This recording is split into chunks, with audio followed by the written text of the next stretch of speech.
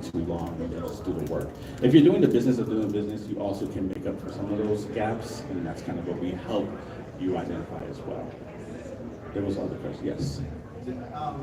This might be a weird question, but so like, you know, if you look at like Apple, like Steve Jobs, the marketer who had to connect with Wozniak to keep, you know, in that synergy eventually with Apple. Is there anything that we could do as Meetups to help the Wozniaks of Orlando, you know, connect with, you know, the more market-minded folks who might have?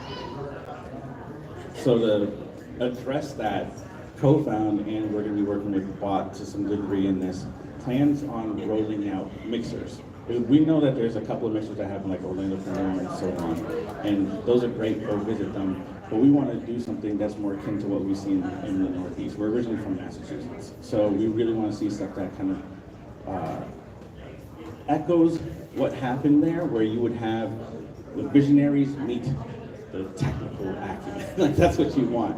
You want the guy that's like coding all night long and is fine to meet the person that's like pie in the sky and starry-eyed. So, and we bring you together, and then there we hope it sparks a company that has the ability to go talk to somebody during office hours that can then start leading them down the path of creating a viable product. That's what we want. We don't just want you to be like, I'm gonna make the next big thing and then pontificate for 6 months and nothing happens. We want to see real companies come out of it. So making sure that we're helping to retweet, echo those mixers. Not just the mixers. If you feel like, hey, I live too far, or I'm in my own network, or we're a bunch of introverts and we meet online under aliases, just make sure you encourage the next person to try. That's the biggest thing. It's always like no one is willing to try, everyone's too embarrassed. We've had people in the cohort that have sat on the fact that we've had platforms the entire time where we're trying to find them CTOs, and it's like, that doesn't make sense. It's too ugly, I was scared. That's put it out. It's supposed to be that way. That's when you learn. It's supposed to be scary, and it's supposed to be cool. Though some kids come out ugly and then they grow up. That's just what you have. It's the reality. So we want people to get more comfortable with that. And if you can do it on your part to encourage that friend that's nervous to just try. I think you're a professor or something? Or you're married to a professor? Okay, listen, I heard part of it. He said Star Trek and I was like, eh. So, but it's one of those things where you just encourage, right? You want to make sure that everybody feels comfortable to show you their ugly baby and go, hey, let me get it to be the next big thing. The worst you can do is not let somebody fail. That's the worst thing you can do, is let them, they have to swing. Yeah. Anybody else?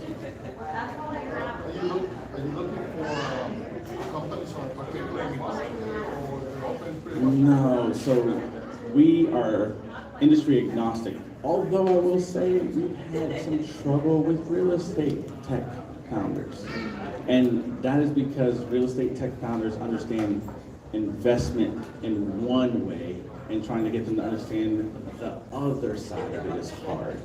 We've had some founders say, yeah, I just need 25K and it'll last me 3 years. It's like, that's not how this one works. Like, you're supposed to say you need $1 million for 18 months and then you're gonna go raise again. So it's trying to get them over that chasm. But we are industry agnostic. We're also stage agnostic. Given the fact that the latest stage we work with is Series B, we haven't gone beyond that, so I can't honestly say like, we'd be great for C and D companies, but we work with Series B companies as well.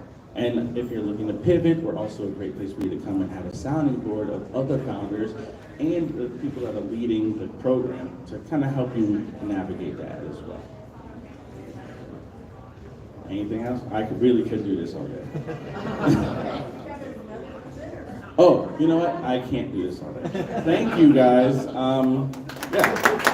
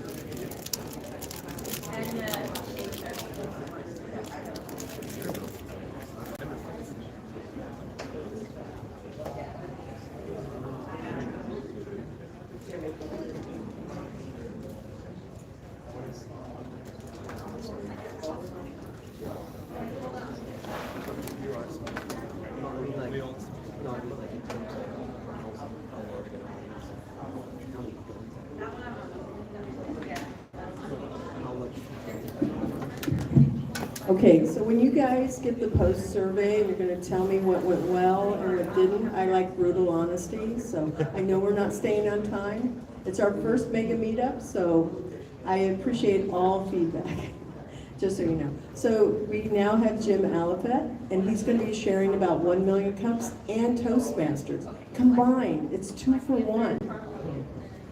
All right, thank you, Isabella.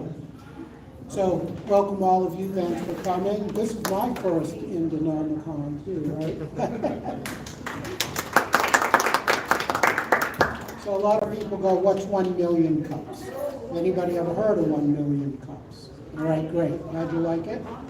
It was great. It was great, isn't it? So 1 million cups has been around since 2012. I just hit enter to change.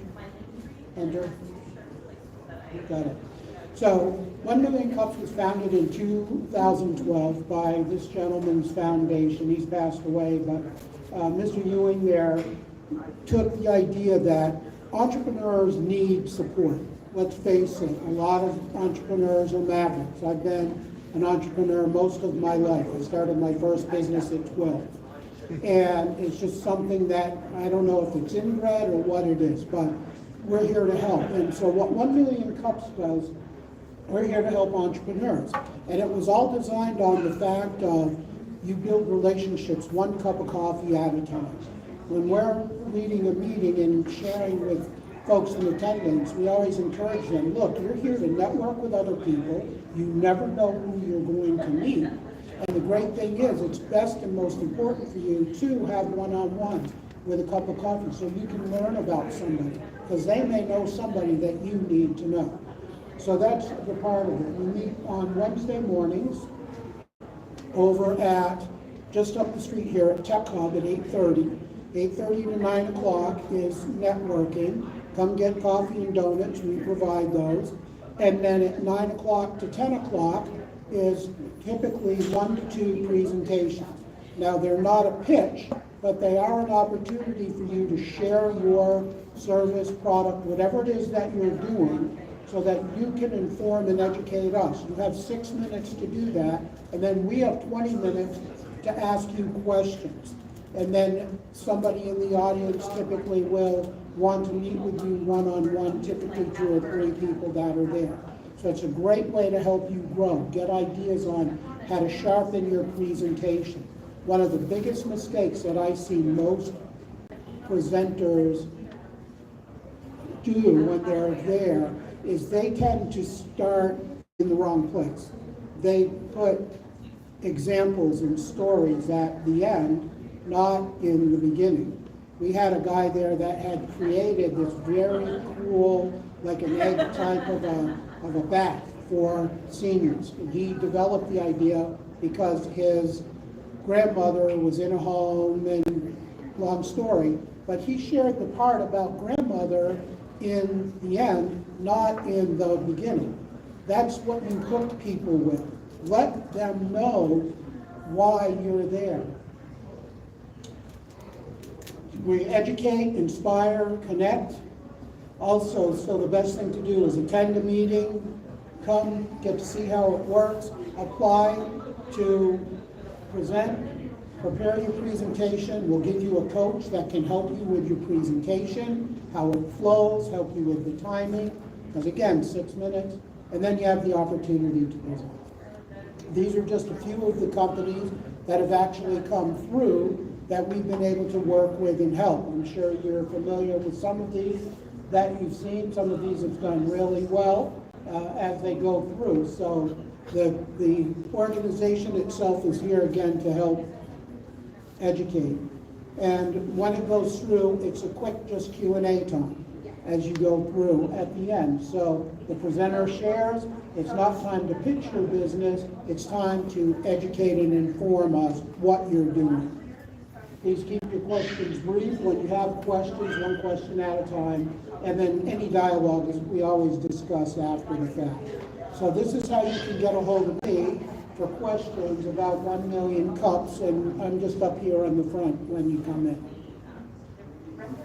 So now I don't have slides for the next one, so I'm just going to leave this up because you can connect me here today. How many people have heard of Toastmasters? Okay. Are you guys members of a Toastmasters group? I encourage you to do that, especially if you're going to be out sharing and pitching your project and your idea. It's important to know and understand how to be able to do that. So what I want to do is I want to share with you a little talk to give you an idea of how Toastmasters works. The thing that's amazing about Toastmasters is that there are a lot of different levels and areas of expertise and things that you can learn. They give you learning pathways, and it can really help you advance. If you start watching TV and you start becoming aware of the newscasters and they're going, and so today we have it gets very annoying when you start paying attention to it. That's not how we should present. You should be able to present without that pause, do things that can help you grow. So let me give you guys some value. I want to share with you one of the most requested talks that I do. I'm going to give you a smaller version of it, but it's called the 5 Hinges. The 5 Hinges. I do a lot of consulting. I work with a lot of early stage startup up to emerging growth companies. And what I've found very common out of the top leaders and the successful companies that I work with, there are 5 things, 5 keys, I call them hinges, that help them become successful. And every single one of these companies has these 5 things in common. So the first one is be respectful. Be respectful. I know a lot of times you see it when you're out and about and you see people today that are not being respectful. And we're being disrespected if we don't be respectful to others. That's the number one hinge that you have to worry about. And you'll see as we go through this, they build on each other. The second hinge is be on time and be prepared. How many times have you gone to a meeting or waited for somebody and they show up late and they've got some excuse? Understand, and this is critical, if you're late and you're consistently late to meetings, you are totally disrespecting yourself, and the person that you're supposed to be meeting will not respect you at all, whether you think they do or not. And a lot of times people will do that and then they wonder, I gave a great pitch. They wanted nothing to do because you did not respect them, conversely. So show up on time and be prepared. And showing up on time, to me, is you want to be in a room or in an office or wherever you're going at least 10 minutes early, not 10 seconds before you're supposed to meet the person. So if you have to take 10 minutes to walk from the garage to get to where you're going to go, that means you better get on premise 20 to 30 minutes early so that you can be in the office on time. I've got up and left meetings when people don't show up and get a call, hey, I showed up. Yeah, you weren't there on time. I'm sorry, I had to go. I had other things to do. Your time is worth money. Remember that. That's a very critical thing that you'll deal with. The third thing that you're going to want to do is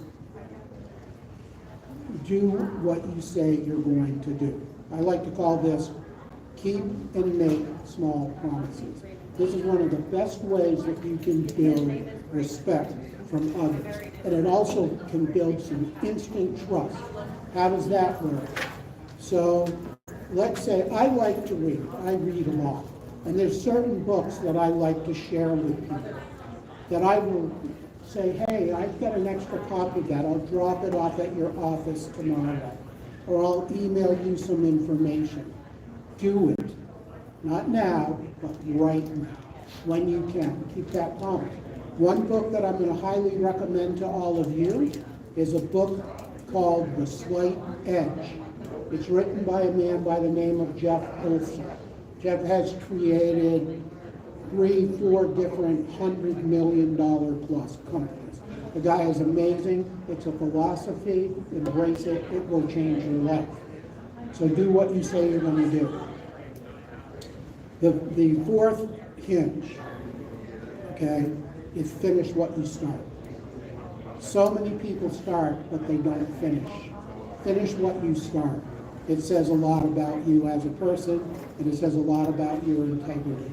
And then the final hinge say thank you and please in that order. So what does that mean? I want to thank you all for being here today. I really appreciate you taking time for me to share with you. And please come visit me. Let me know if there is anything I can do to help you grow or protect your business. Thank you.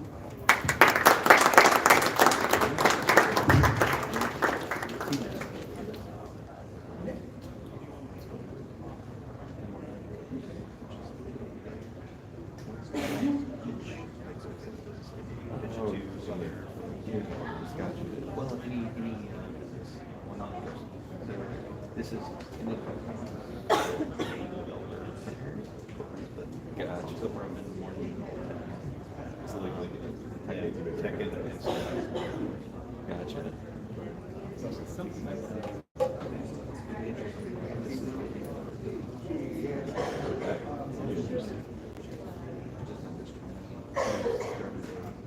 Like a chef, you know, like a oh, like also I get a Meetup.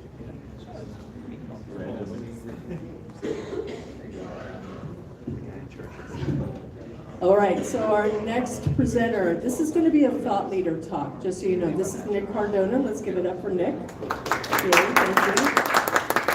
I'm also not going to make you guys go back and forth between the stages. I decided that was too much. So I'm just keeping you guys here. So again, feedback, share, let us know. We know we're having technology issues too. So you're probably not going to tell us something we don't know. Next one, 1,000 times better. That's the goal. So Nick is going to talk about Web3 and how is AI being used in Web3. So Nick, while they're getting ready, is there anything else? Oh, and you're also going to see another startup that he's going to pitch. It's called Local Chefs, not at the same time. Two different presentations.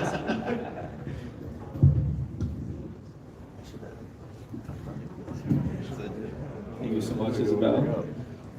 Hello, everybody. How you guys doing today? Good, good. Okay. So you probably saw me up there for Local Chef, but I am also the founder of Web3 CFL. We're a local community here that advocates for crypto and anything Web3 in the entire Central Florida area. So I'll kind of start off. I feel like the way most people get into crypto is by buying some sort of coin, some dog coin. Anybody here own Dogecoin? One person? Anybody here own any Bitcoin? Two people? Three people? Four? Okay, all right. Anybody ever buy meme coin before? No? Okay. I know that was the big craze lately for crypto, but what I want to talk about today is the current state of crypto and Web3, how crypto is so much more than some of these coins, and what those technologies actually are, and how they can actually affect the world. Because it's much more than Dogecoin, I promise you that. So Web3, simply put, I think Chris Dixon from A16Z put it best, read, write, own. So when the internet first came out, it was hard to interact with it because it was too complex. You could only really read things on there. And then as it improved and it became better, you started seeing apps that made it easier to publish on the internet, like write blogs, post on Facebook, and then now posting videos and pictures and all these kinds of things. And we're moving into the next evolution of the internet, which is where you can own things on the internet. And that's where crypto and Web3 steps in.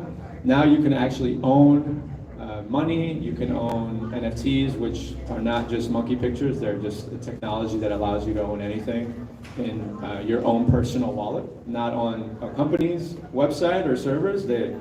It's your own, and you can send it to your own wallets all on the internet. So this is new, this is exciting, and I think there's a lot of great implications to this that we'll get into. But some of the basic things that crypto helps with is reducing the need for third parties and intermediaries. So crypto allows you to open up a crypto wallet without providing any information and immediately buying digital money, whether that's Bitcoin or whether that's stable coins, which are just digital dollars that you could send anywhere around the world instantly for almost free. So that allows the people who are unbanked to be able to have an opportunity to bank themselves, right? and be bankless in the meantime. Exchanges, so instead of having to get on like Robinhood or Coinbase or TD Ameritrade, Charles Schwab, you can just trade coins on these decentralized exchanges where it's all peer-to-peer. And it makes it really easy to trade. You don't have to go through this KYC or depend on a third party. Title and registrations, this is going to be something that I think eventually impacts our real lives, where maybe some of your documents are just going to be NFTs on blockchains. It makes sense to me because it just makes it safer. It's easier to verify. You don't have to go to the DMV all the time to do all these things and wait up in all the lines and stuff. Gaming assets, any gamers in here? Okay, you guys probably hate NFTs.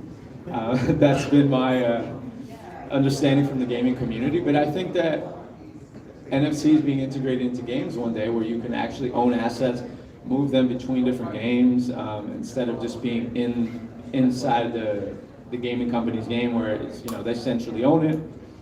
You can't take it with you. I think that will allow for some interesting game theory in games, and some new things will come out of that. I know some people don't like the financialization of everything, but I think we can see some interesting implications of that as well. Even social media platforms. Right now, it's always big that, we don't own our data via Facebook. I mean, even like AI, they crawl the web and take all the information in the world and give it to you and they use it and they commercialize it. Some people don't like that, right? So crypto and there's already a few platforms working on this called Forecast and Lens Protocol, where they're trying to create social media platforms where you own your own data instead of the actual social media company. And identity and reputation. So this is going to be interesting, like putting what you've done, your reputation, on chain, on the blockchain, that's verifiable by anybody, right? Like, so when you interview at a job, how do they actually know you have a college degree, right? Do they go through the process of, calling the college itself or verifying in any way? Do they just trust you? Or, you can think of like, if you need to get a loan from the bank, this could all be done on chain, and then they could easily verify what your assets are, what your net worth is, what your resume is, and how much of your resume is actually true. All this stuff can be verified more safely on the blockchain. So that's just some of the few things that crypto is helping with. Data and privacy, I think this is one of my favorite things that hasn't really broken out yet in the real world, but I think will have some of the biggest implications for our privacy and data in terms of just making it stronger. So Naval, who's, anybody heard of Naval? He's one of the VCs in Silicon Valley. He's the founder of AngelList. He was really early on crypto. He said the future of freedom depends on zero knowledge proofs. So right here is where it explains it's a cryptographic method for one party to prove to another that a statement is true without revealing any additional information. So what does that actually mean? So that means that when you go to the bank and you need to prove that it's you, your social security number, how much assets you own to get a loan, or whatever it is you're trying to do, they need to gain access to that information to be able to prove it. But that puts you at risk. I mean, raise your hand if you've ever gotten an email from a company that said, we've been hacked and your information has been leaked. Everybody in the room, right? It's almost become normal in today's world, where it's almost expected. Like at some point, this company's gonna email me, and there's gonna be some sort of hack or something, right? So with this, the other company or third party does not actually have to gain access to your personal information. The tech, the zero knowledge proof, simply verifies that what they're looking for from you is valid, and then they can continue to move on to whatever it is they need next. So they don't need to gain access to your bank documents.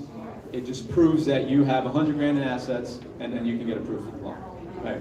So it's this is something that I think will have huge implications for our data and privacy for the reasons I mentioned. It will reduce identity fraud.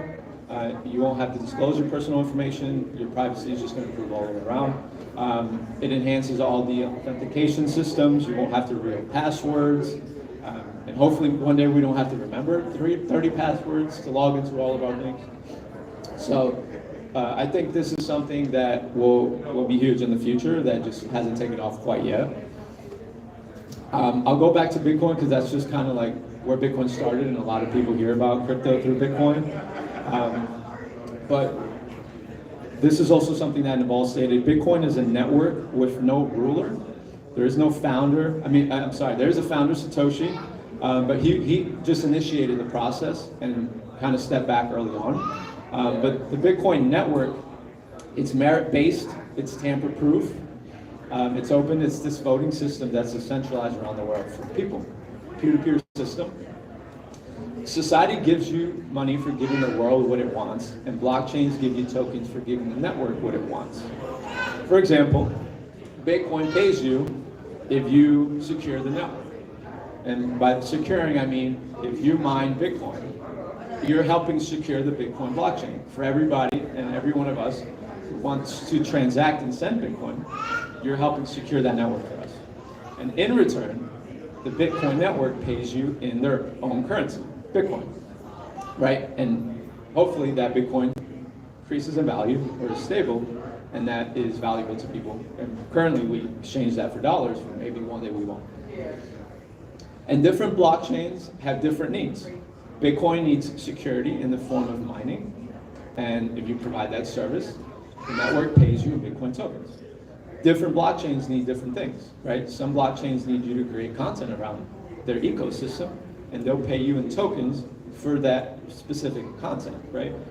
But it's not just content or mining, it could be all sorts of things. Storage, security, computation, all kinds of things that different blockchains will pay you if you're helping support and grow that particular network. So another favorite quote of Naval is, blockchains combine the openness of democracy and their internet with the merit of markets. Blockchains port the market model where it couldn't go before. And blockchains are just these networks, right? Like almost everything in the world is a network, right? A business is a network, social media platforms are networks. Bitcoin and blockchains are networks without kings, without CEOs, without corporations. Well, some of them, the ones that are decentralized at least. And the idea is that one day blockchain-based networks will replace most of the centralized existing networks, including nation states possibly one day in the wake of AI, right? So just to kind of break down a little bit more how these networks and blockchains work, I'll use Bitcoin as an example. So Bitcoin is, it started as a currency, but it now is more used as like a store of value. It's coded into the blockchain that there's only going to be 21 million Bitcoin, right? So you don't have to trust anybody. The CEO or the founder of Bitcoin stepped out early on, but we can still trust that there's only going to be 21 million Bitcoin in the long run. That's just what's coded into the network of Bitcoin specifically. So Bitcoin is now governed by the people. It's a currency, or aka a store of value, that grew all over the world, that has a huge market cap, and it's governed by only the people in the network. There's not a large corporation, there's not a CEO waking up every day driving Bitcoin to growth, right? It's just people waking up and saying, I'm gonna mine Bitcoin, I'm gonna talk about Bitcoin, I'm gonna own Bitcoin, and eventually that network grew to what it is today, to where now you have BlackRock buying Bitcoin and pushing Bitcoin to its investors, and states in America are now pitching it to add it into their treasuries. So this all started from just a small thing on the internet that looked like a joke, and now is an alternative to gold or a nation state's currency. And that's just the power of blockchains and these networks. And also, Bitcoin's never been hacked. It's been running for over 10 years, never been hacked. And it's something that you can take anywhere and send to anybody, anywhere in the world at any time. And eventually, so DeFi, which stands for decentralized finance, where it's these crypto applications where you can go take out a loan without having to talk to a banker. Simply, if you have some crypto in your wallet, you can connect to these lending protocols. It verifies your assets. There's another person on the other side of it. It's peer-to-peer. If they accept your loan terms, then you guys make a deal, and the smart contracts automatically make it happen. And there's nobody involved. You put up the assets, they accept your deal, they loan you the money, and the smart contracts create the trust in between. You don't have to go to the bank and talk to somebody at Bank of America. And eventually, maybe one day, DeFi, if it becomes large enough, can be denominated in something like Bitcoin instead of dollars or another currency, right? So Bitcoin is the first network in crypto. It's the biggest network in crypto. But there's many more networks that are not trying to be store values. They're trying to do all these other interesting things.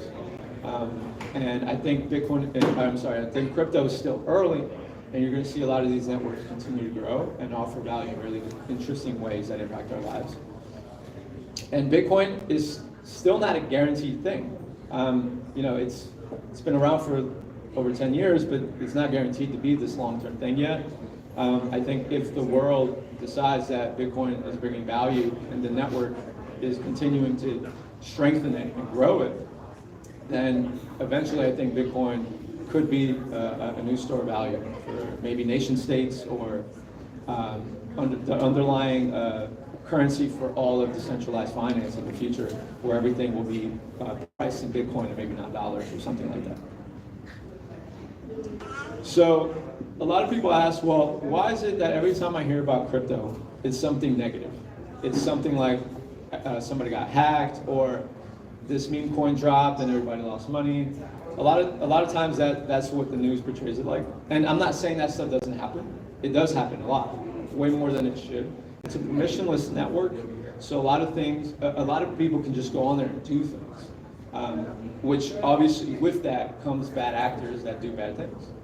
But that's only one part of the story. The second part of the story is that, at least in America, our government deliberately attacked the entire crypto industry. Under Biden, Gary Gensler was the head of the SEC, and Gary Gensler was really just literally attacking the crypto industry. That he was debanking a lot of the crypto startups. They were having to move out of America to keep their startups alive, or to just even start their startups. You couldn't really drop tokens. There was no regulatory framework, and they intentionally made it confusing for crypto companies to launch anything attached to a token or interesting features that could make crypto something impactful. They subpoenaed Coinbase, and all the good crypto companies got subpoenaed, and all the people doing bad things for some reason were just kind of skating by. It was kind of this weird thing, right? Because like the future of technology, in my opinion, is AI and crypto, and obviously so many other things, but those are two really important ones. And America was sabotaging one of those really important industries, and maybe it's because,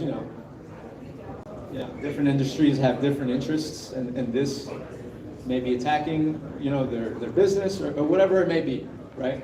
So now, I think we're gonna get into a more exciting time in crypto.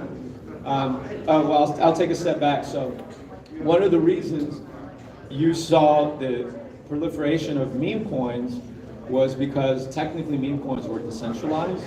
When you launch a meme coin, you don't really own it anymore, and it's like fair for anybody to come in and buy it and own a percentage of it. So it was technically legal under the little framework that we had. So you saw all these meme coins launch, and you didn't see any interesting coins launch anymore because startup founders were scared to launch it because they were getting subpoenaed by SEC, and then crypto became this huge casino.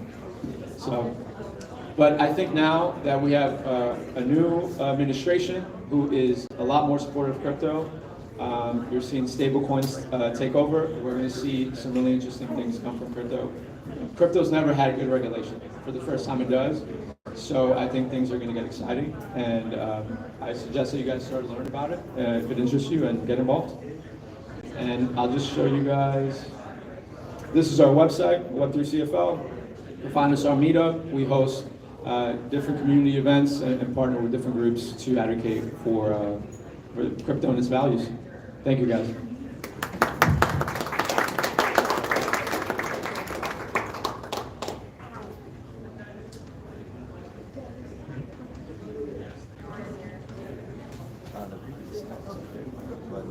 All right, so we have our next presenter that's coming up. And Danny, you sent me your slides. Okay, just a second. We have them open through for us. And all right, so Danny Tapia, I'm sure most of you guys know Danny. He's always out in the community. He's always doing wonderful things, and that's one of the things why we love Danny so much. So he's going to be talking to you. This is his thought leader talk about what is an XR community. And I'm going to go ahead and put it in present mode for you, Danny. Give me a minute. There we are. All right, come on up. Hello, everyone. My name is Danny Tapia. I'm the founder of Tap4 Technologies. I also am the head organizer for Augmented World Expo Night Orlando. Today I will be talking about what is XR and what is XR community. So, and the future of XR. So, once again, my name is Danny Tapia, host for AWE Night Orlando and IT professional and XR enthusiast. So I am part of an organization called AWE. It's the leading event provider for all things virtual reality, augmented reality, and even mixed reality. But what even is XR, right? So XR is actually an umbrella term that means extended reality. And it's everything that entails augmented reality, virtual reality, and mixed reality. So augmented reality is when you do a digital overlay on top of the real world with digital objects. So you can imagine if you put on a pair of glasses, the glasses that you have on right now. But imagine if you were to able to digitally overlay information, maybe navigation, or set up, go to a store and you could look at the item and it'll be able to tell you what that item is with your glasses without having to pull out your phone, right? So that's an example of augmented reality. Now, virtual reality is a little bit different, but it's very similar. Virtual reality is when you encase yourself in an immersive world, where you can't see the world around you, but you immerse yourself into a completely new world, typically in 3D. So virtual reality. Mixed reality is the bridge between both of them. So with augmented reality, you're able to overlay digital objects over the real world.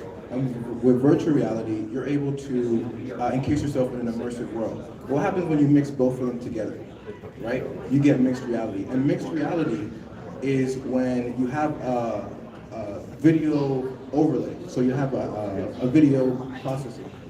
And you're able to change from completely immersive to completely see-through. And that's the power of mixed reality, right? And the current state of XR technology is actually rapidly advancing. And we have some really great breakthroughs in the XR industry as it is today, right? So this is an example of the technology that goes into building out modern XR technologies. And this is actually the Microsoft HoloLens, which is one of the latest XR, or previously one of the latest XR technology glasses that came out in the last few years. And these are some of the sensors and arrays that go into building the modern tech stack of augmented reality and virtual reality, right? So you have things like 6 degrees of freedom. Now what is 6 degrees of freedom, right? So to break down what even 6 degrees of freedom is by understanding the different layers of how you can interact in augmented reality or virtual reality, right? So let's say you have a TV screen, right? This TV screen, you can only look at it from 1 degree of freedom. Wherever that is positioned in this specific world, that is exactly how it's going to be. That's 1 degree of freedom. But what happens when you're able to look up and down, navigate up, down, left, and right. That's what happens when you get 3 degrees of freedom. Now with 6 degrees of freedom, 6 degrees of freedom is completely untethered, being able to explore the immersive world in augmented reality. So 6 degrees of freedom, you can move up, down, left, right, and move around in a three-dimensional plane, right? This is the power of augmented reality. And this is some of the arrays and sensors of how small the technology can be to actually make this possible. Okay. Here's some examples of the current state of XR devices, right? So if you look up to the far right, this is an example of even one of the smallest VR headsets that you can get. It's the big screen beyond, and it's very, very light, weighing under like 80 grams, right? And if you think about your cell phone, which is like, let's say 70 grams, that's relatively light. You put that on your head, it's not gonna feel as if you're wearing a heavy headset. We transitioned from a point where, XR headsets used to be super duper heavy. Now they're getting lighter and the technology is getting better. Then you have the most widely available, yet affordable XR headset on the market right now, which is the Meta Quest 3, right? This is a combination of mixed reality and, where you could do augmented reality and virtual reality. It's a combination of both of them. And for the price of only like $500, it's getting way more affordable than it was before. And the last one is augmented reality. So this, you can see that those are a pair of glasses, but with the glasses, you're actually able to overlay digital objects, right? They have the cameras and the sensors that allow you to process the information and digitally overlay information onto the real world. So you can think about some practical use cases, which we'll get into in a second. So just to give you a history of where XR even started, this was an example of one of the very, very first XR devices that came out many, many years ago. 1968. XR has been in development for many, many, many years. If you ever seen, it goes as far back as the Star Trek, right? With the holodeck, where you're able to immerse yourself into a completely different world and immerse yourself in there, right? And this was a technology that from the 60s that we were trying to develop and get to XR, right? And the reason why he's standing there with the waveguides and the lenses is because all the processing power is actually done separately on a bigger computer, right? On a huge, huge computer. And like you guys seen before, that technology has came from being on a super big server now to being on something as light as even smaller than your cell phone. With 4K, 6 degrees of freedom, hand tracking, and so many other sensors that allow you to do great things in augmented reality, right? So what are some real world applications of XR? So an example of a real world use case of XR would actually be in healthcare. So last year, I had the opportunity to work with Atlanta Health to actually build one of the very first augmented reality patient applications in the hospital, right? And the application was, nonverbal patients needed a way to communicate in the hospital. Let's say, God forbid, you lose the ability to speak in the hospital, you still need a form to communicate. So we worked with Atlanta Health to actually build out an application that allows them to, allow the patient to communicate using simple icons and buttons in augmented reality, because communication is super vital. So when you take something like augmented reality and you add some real world use functionality, what you get is actually something amazing. And this is actually one of the prototypes and mock-ups of what we designed for the application. So here you can choose on the left, on a body diagram where you're feeling pain, if you're feeling an itch, if you're feeling numb, if you're feeling intense pain, you can choose that in a 3D space. And instead of having to have to call the doctor every single time, you could just immediately, as soon as it comes to you, you have the glasses on already. All you have to do is just with a few pinches and clicks, and you're done. You are able to send that information more conveniently. And this is an example of the pre-existing author app version, which was used on an iPad. So this is an example of the patient who has intubation, right? Who has tubes running into their throat. They can't communicate. Oh, Question? Oh, and he has tubes running through his throat, right? But communication is still very important. So we partnered up with Linda Health, and we were able to uncover multiple use cases for XR in healthcare, right? So XR technology can enhance the user experience, right? And that's what we saw when we did the demos and the prototype for the Author project. The XR market is continuing to grow over and over and over again, year over year. And currently, as of 2023, it's a $38 billion market, right? XR, tons of companies are investing so much money into XR because they see it as the next wave of computing, which is spatial computing. And the last one brings XR, it really brings a new level of interaction into healthcare use cases, right? And that's what we're able to uncover with the Author project, right? That's it. And this is actually one of the prototypes of how it actually came out. So this was the mock-up, and this is how it came out. A little bit different, but more functional for the actual use case of the client, of the patient. Now, the future of XR, we can say that it's already here. We don't have to wait, because like I showed you before, XR technology is not only is it still advancing, but it's also already here.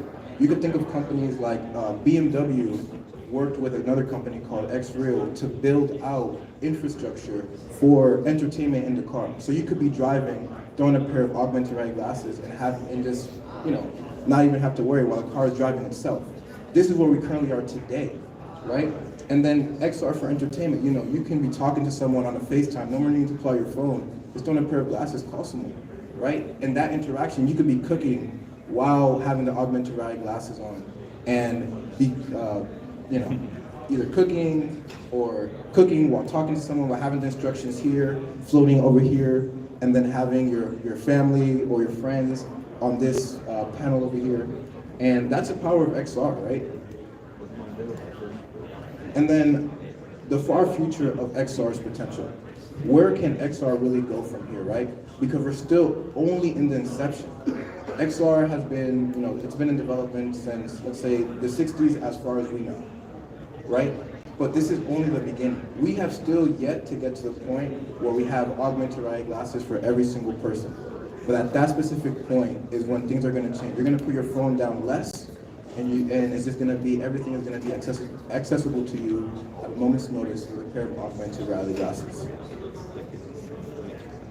So, any questions on XR?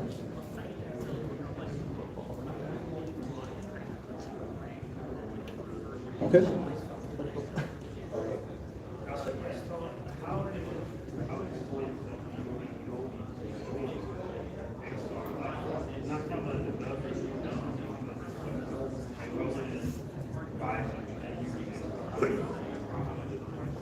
Yeah, so the barrier to entry to get into XR is actually cheaper than a cell phone, right? So you were thinking about maybe like a Meta Quest 3S headset. That only is going to cost you $300, but you get one of the most advanced yet acceptable XR headsets on the planet, right, with the Meta Quest 3S, and that's only $300. Literally one of the most advanced. So yeah, it's very cheap. Michael? I have a quick question. Do you see any interesting intersections where XR and AI meet? Oh yeah, yes, very much so. XR plus AI is going to be super huge, and actually something that we're working on right now, which is being able to bridge the gap between augmented reality with artificial intelligence. You could think of agentic AI, which agentic artificial intelligence, it's a layer above just regular AI, which is just, you put in a prompt and then you get a response back. Agentic AI is like you tell it to do something and it goes and does it, right? In augmented reality. So you can, let's say you have your glasses on, you're talking to an agentic AI with your glasses, and then you go tell it, hey, can you go fill out this email? I don't really feel like doing it right now. It will fill out the email for you, do it, and then it'll be done. So agentic AI is only going to continue to advance as new models come out, as new technologies continue to advance. XR plus AI is going to continue to grow. And AI is a multiplier. This is a great thing about what the day and age that we're in right now. AI is a multiplier of technology. It takes information and it can multiply on a different scale to give you instant access to anything.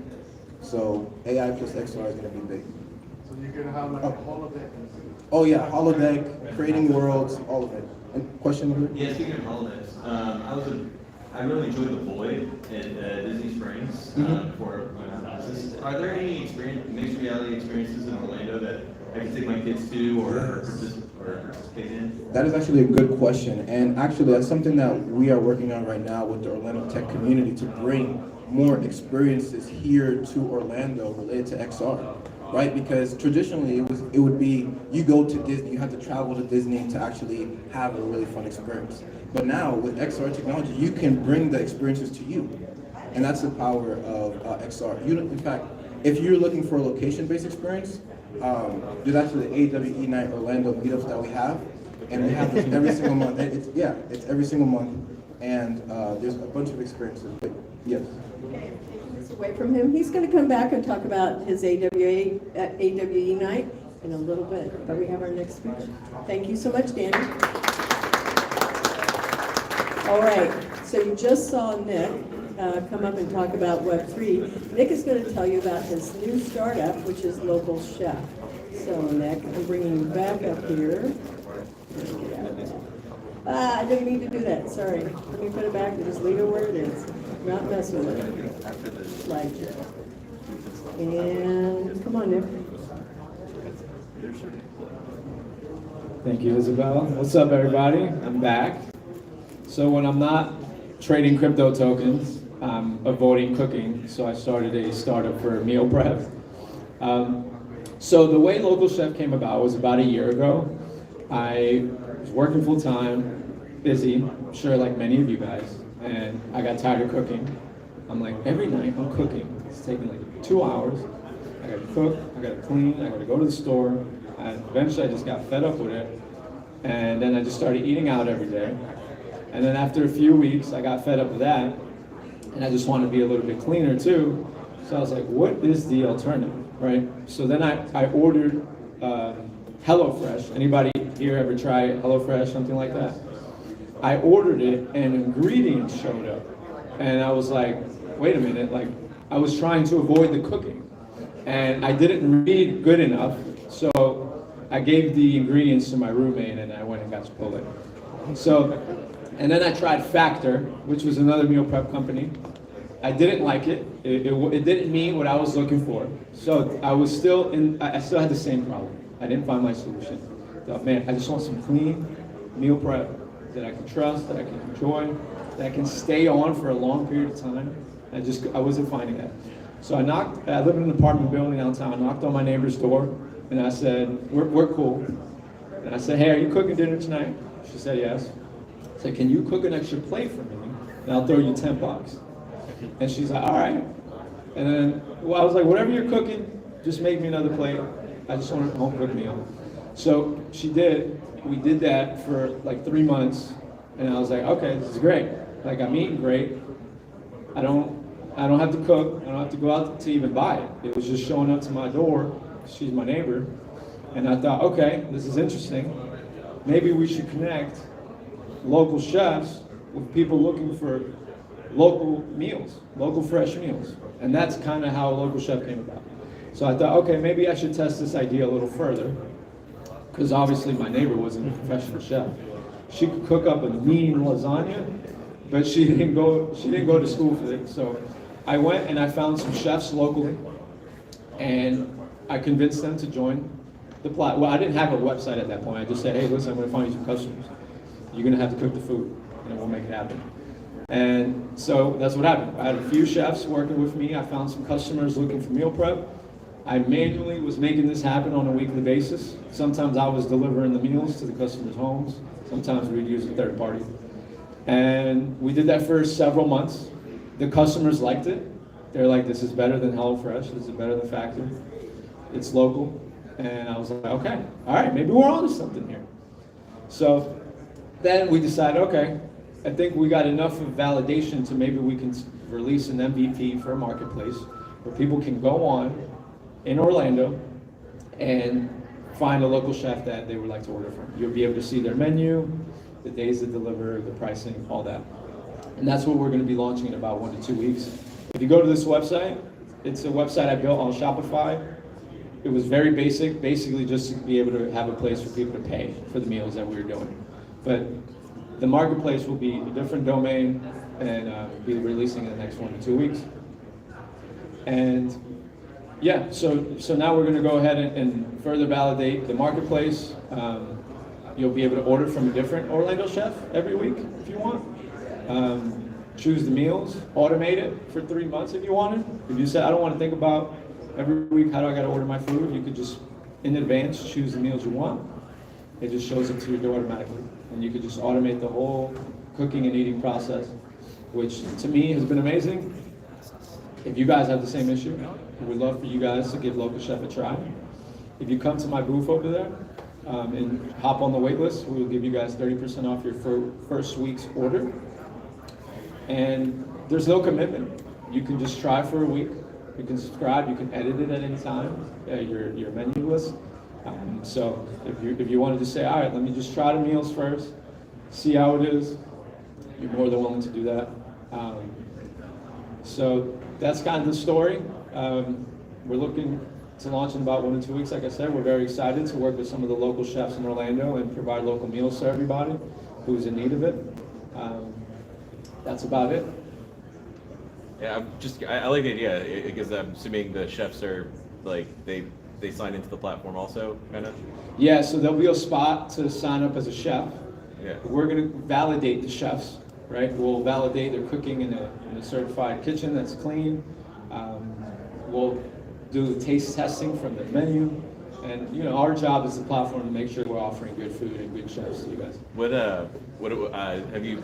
I don't know. Have you thought about like what would happen if like the scale's off, or do you have do you have ideas in mind for how to, if there's more eaters than chef cookers or and whatnot? I'm just curious. I dream of that every night. Yeah, I know. I would love that. What would I do if that happened? Yeah. I'm just curious. Well, I would get more chefs, first of all. But I think what potentially could happen is how on Airbnb, hotels will put overflow on the platform, even though it's not like hotels, right, directly. So I expect maybe something like that could potentially happen here, right? Like maybe a restaurant puts together a meal prep menu specifically for our platform, and then they can get more business. We can take care of more customers. Or chefs, it's kind of like Airbnb. I did Airbnb for years. I went from 1 property to 5 properties, and I was a more active user on the host side. So maybe a local chef wants to go from cooking 80 meals a week to renting a kitchen and doing 500 meals a week and hiring employees. So I think there's ways to scale it within one city and then also within other cities. Yes, sir. How are the meals delivered? We use a third-party platform. It's an aggregator that aggregates all the last mile delivery services, like the DoorDash, Uber Eats, all those. It helps us connect with the best drivers, and we get that delivered. It picks it up from the chef and delivers it to the customer's homes. So you break your chefs out into categories like vegan, like specialties, but also food allergies as well, making sure that they're meeting those standards. Yes, definitely. In the very beginning, we'll probably just be serving traditional meals, just to try to satisfy the most average user that comes on, but I assume that we will get chefs that come on that will just want to do vegan meal prep, that will just want to do keto meal prep, or only organic, or only ingredients from local Orlando farmers, right? I would love for a chef to come on board and do that, because I would order from him every week. So we'll definitely have filters for the customer to filter out their meals and for the chef to be able to offer them at home. Yes, sir. How's the price? We are, for now, going to leave that up to the chefs. We will guide them on what the meal prep customer is willing to spend. But I have a chef he does meal prep on his own already. He wants to hop on the platform because he wants more business. But he is a high-end chef, and he only serves high-end customers. He charges $18 a plate, and his customers are more than happy to pay. And he's cooking lobster and salmon and steaks, and you know, they got a good thing going. He can come on our platform and order the same thing, and if somebody wants to eat fine dining, meal prep style, he's there for you. But then there will be other chefs that will offer prices that are, I would say, more around the pricing of HelloFresh and Factor that the average person can pay. But it will vary, to answer your question. How do you split the profit between the local chefs? Yes, so initially we're going to test the model of kind of like how Airbnb does it, where they charge a transaction fee to the host. They do both the host and the guest. So we'll probably just start off charging a small fee to the chef per weekly meal prep order, probably about 15 to 20% for our services. Thank you. Any other questions? No? Thank you, guys. So be sure to go over there and talk to Nick. And he also has one of the other organizers, Mia, that is really her name. And she's over there, she can talk with you about the advantages and disadvantages, or whatever the problems you might see with Web3. I'm supposed to pull up, Rajiv, which one is it? Okay, I will do that, thank you. It says I need access. I have one, the Orlando Innovation League, I have access to that one. The other one I do not.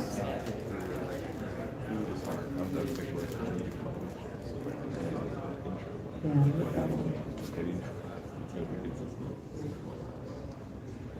You need to give access to the E4C email. Okay, that's even better, thank you. Yeah, thanks. Let me go and close that. Come back here. Do this one again. You get blow-by-blow announcements as I'm opening this file, just so you know. Slideshow. So Rajiv is a big community leader. He is somebody that is in Startup Weekend, Orlando Innovation League, Hyper Validation. He also owns a software company and Formulate. He does everything, this man. So let's give a round of applause for Rajiv Menon. Thanks, Isabella. Appreciate it. Hey, how's everybody doing? Yeah, good turnout. I'm glad to see so much energy around the local community. I actually haven't been to an Indienomicon before, which is really exciting to see. We do something similar at OIL called Startup Weekend. How many people know what Startup Weekend is? Yes. 3 people. All right, great. So I get to share this with you for the first time. As Isabella mentioned, I do a few things. So my primary business is called Formulate, which is a software and innovation consulting company. We've been around for 19 years. We've built products for some large companies such as Stanford University, California, Guidewell Innovation, Massey Services, but also a bunch of smaller startups and mid-sized companies. Recently, I also launched a product called Air, which is our first product offering in AI. We'll talk about that in a minute. And then today's topic that right now that I'm going to cover is really about Orlando Innovation League. And if you like events like this, you're going to love what I have to say next. Okay, so actually we're doing this talk first. Let me go ahead and switch screens. Here we are. Okay. So what is Orlando Innovation League? Orlando Innovation League is a meetup group. We started off as a meetup group. Now we're doing a lot more than just meetups. We still have our monthly meetup series, which is called Innovation Stories. And we meet usually at the Credo Conduit, but sometimes we do move around. Our flagship event, the one that I think Nick was just talking a minute ago, he actually participated at Startup Weekend, and some of his idea and innovation, actually, he was able to practice that at Startup Weekend Orlando. So for those who don't know, Startup Weekend is a whole weekend event. It's done in partnership with Techstars out of Boston. And we have people who have startup ideas come in and pitch their ideas in 1 minute, and then we form teams. And those startup ideas that get picked get to work on that idea for the whole weekend. We have 20 to 24 different mentors that come in during the weekend to help you move the idea along. And at the end of it, we have 3 judges who will provide feedback and potentially recommend. The judges are generally folks that are investors or have launched businesses on their own, and they actually can provide connections and referrals and connections to you as well. Quick pitch is where if you have a startup idea that you're starting to launch, it's a great place to come in and actually share your idea with other folks and get feedback, as well as have investors in the room. You get actually, you have a panel of judges that give you feedback on your startup, and usually we want to see some kind of demo. We want to see something live. It's not a concept for a potential idea that comes in the future. We want to see something that you demo that actually has an MVP working. And then we have a pretty exciting concept which we really enjoyed last year called innovation tours, where we take a busload of people, or we actually just meet at the venue, and we get a tour of some place that's doing some cool innovations. We'd gone to this really cool winery, which was doing some pretty cool things. We went to Corksicle, we've gone to Full Sail, so we'll look forward to having one this year. We haven't decided which one we're going to do this year yet, but that's something to look forward to. As I said, we've been around for a long while now, 10 plus years. We have 8,000 followers across the media and the mailing list and everything like that, meetup.com. We generally see about 40 to 80 attendees per event. There's always great networking, food, speakers. So we look forward to seeing you there. I'll have some a QR code for you here shortly, where you can, find us online. We have a great team: Ashley Capiello, Ashley Elliott, Mike Rome. Isabella is actually at the counter there, so if you haven't seen our banner, please stop by. It's right over there behind you for Orlando Innovation League. And of course, you have me. So if you want to pitch, how many people here have a startup idea or have taken your idea forward so far? Will, right? Yeah, Yeah, I remember you.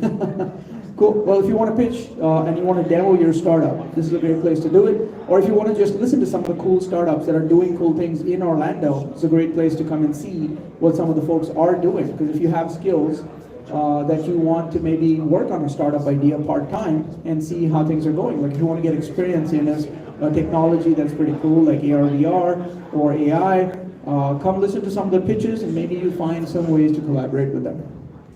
All right? And if you want to find us for the monthly meetup, that's our meetup group URL. It's free to join. Just come in and hang out. We had last meetup we did, that was about a couple of weeks ago. We had Phil Dumas from Unikey and Sean Seipler from Clean the World. Has anybody heard either of those companies? Okay, couple. Yeah, so they're one of the OGs of entrepreneurship in Orlando. Both of them have been featured on TV. Sean Seipler's been on TV like a dozen times. He's been on Dirty Jobs with Mike Rowe. Phil Dumas was on Shark Tank, where he got one of the first people to get offers from all 3 of the Shark Tank investors at that point in time, including Mark Cuban, which he actually ended up turning down. It was a fantastic story. It was really great to hear from entrepreneurs that are doing amazing things right here in Orlando. So I'd invite everybody to get on Meetup, and we'll see you at the next event. Now, as I mentioned, Startup Weekend is our real flagship. We used to do them once a year. We've been doing them for about 7-8 years now. And we've now got a grant from Orange County. We're very grateful for that, which allows us to do the event twice a year. And it's been extremely successful in every metric that you can think of. The number of people that show up, the diversity of people that show up. We've had teams with young students, a 12-year-old girl working side by side with an Accenture executive. And we've had teams where people with practically no startup experience have landed first place. And another situation where an ex-Googler showed up and he launched his company, which has now raised, I think, $16 million at last count. And it's right here in Winter Park. And they ended up coming first in the global startup battle across 150 cities. So Orlando's actually done that twice. So this is a high quality event where you actually do rub shoulders and you learn some serious innovation methodology skills.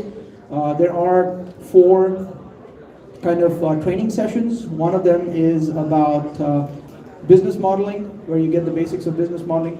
Nobody writes 40, 60, 80-page business plans anymore. If you have a business idea, you should just do a basic business model, one-pager, and that's really powerful to do because it covers all the main points that you really need to think about at that stage. And then we have value proposition design. We teach you customer discovery. We teach you how to pitch. We give you a template for all of those things. And we have experts helping you along every step of the way. It's very powerful. Even if you're not ever going to run a startup yourself, the process of going through and identifying how you would build a product and taking it out is super powerful in all kinds of different ways in your career. So that's what we do there. It's a very powerful event. I encourage everybody. By the way, tickets are live. So if you go to Startup Weekend, do I have a URL here? I don't. But if you join us at the booth there, we have some tickets and we have some giveaways. So we have actually 3 tickets to give away for Startup Weekend. It's a $120 ticket. It includes 7 meals, breakfast, lunch, and dinner. It includes a t-shirt, it includes unlimited snacks and coffee, and of course, all the other wonderful things I talked about. So this Startup Weekend concept has been out for probably 14, 15 years at this point. These numbers are outdated. It's probably double that now, because this slide's been there for a few years. But we've had major companies come out of Startup Weekend, not just from Orlando, but across the world, including Zapier and a number of other companies that have done great things. But even locally, we've had companies raise millions of dollars in funding and create dozens of jobs. So here's the next event. This is coming up next month. So we hope to see everybody here. Attendees who show up to this event will get a big discount on Startup Weekend Orlando. This is March 18th, and we're doing this in partnership with Black Orlando Tech. We have a leadership panel, there will be some networking, and we'll talk about how you can participate in Startup Weekend. We generally see about 80 to 100 people at Startup Weekend, so there are limited seats there. Of course, about half of those are probably students, but the other half is tech executives, developers, all kinds of folks. All right, everybody had a chance to get that? Perfect. And that is Startup Weekend. Let me end with a little video here. No volume on this? Isabella, where is she? On the subtitles. Yeah, unfortunately, that's not going to work without volume. Hey, Isabella, do you have a sound on this? Okay.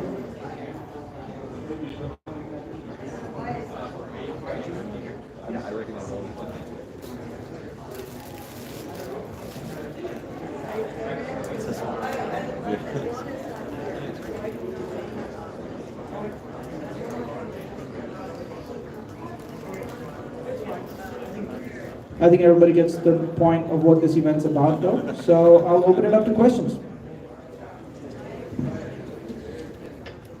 Any questions? Going once? When is the event again? When? Yeah, what Startup Weekend? Yeah. Is April 25th. It's the whole weekend from Friday night to Sunday night. Yes, sir. And this is once a year? This is twice a year now. Twice. Yeah. So there's one in fall as well. Yeah. Well, Where are your events usually hosted? Downtown here? we usually rotate around the universities. This one is at Seminole State. Seminole State, Yeah. nice. Yeah. Cool. Good questions. Anybody else? Go ahead, Isabel. So, is there a discounted ticket if they buy it now? There is, and we have the discount codes at our booth. Thank you. Great question. We actually have 3 giveaways, and we have a discount. We also have early bird ticketing right now, so you're going to get a discount on top of the early bird, which lasts for another 2-3 weeks, and then we could get off the early bird. So if you want to get in now, it's a really good deal right now. Orlando Innovation booth is right behind you guys. Yes, sir.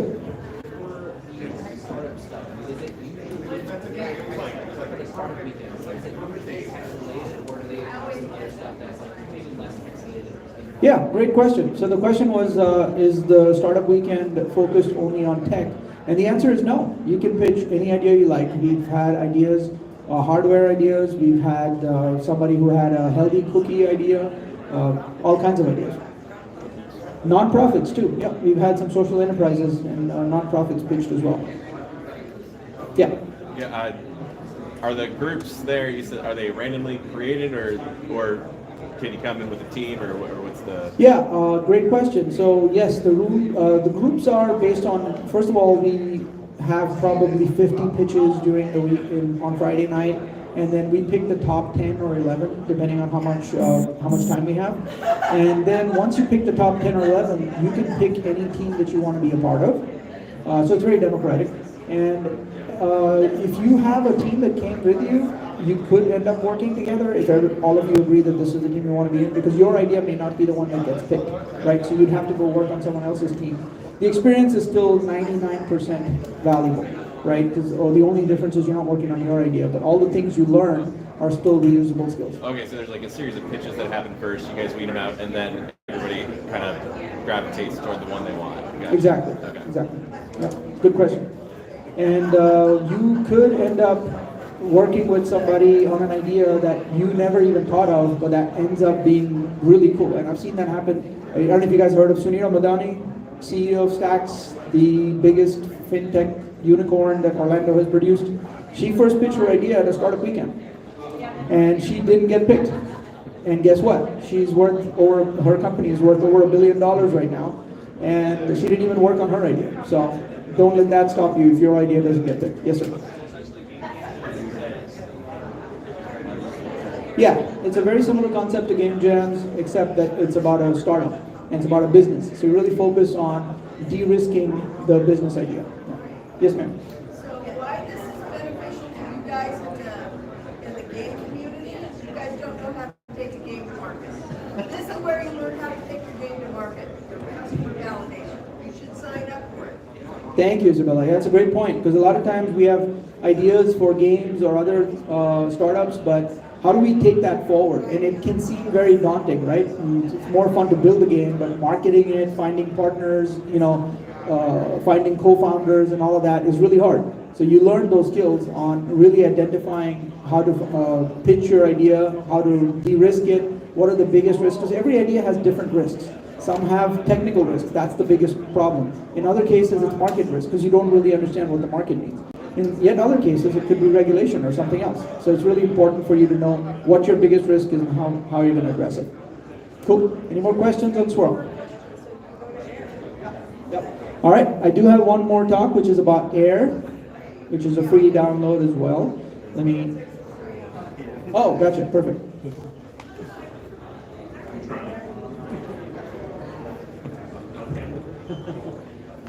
Thank you so much.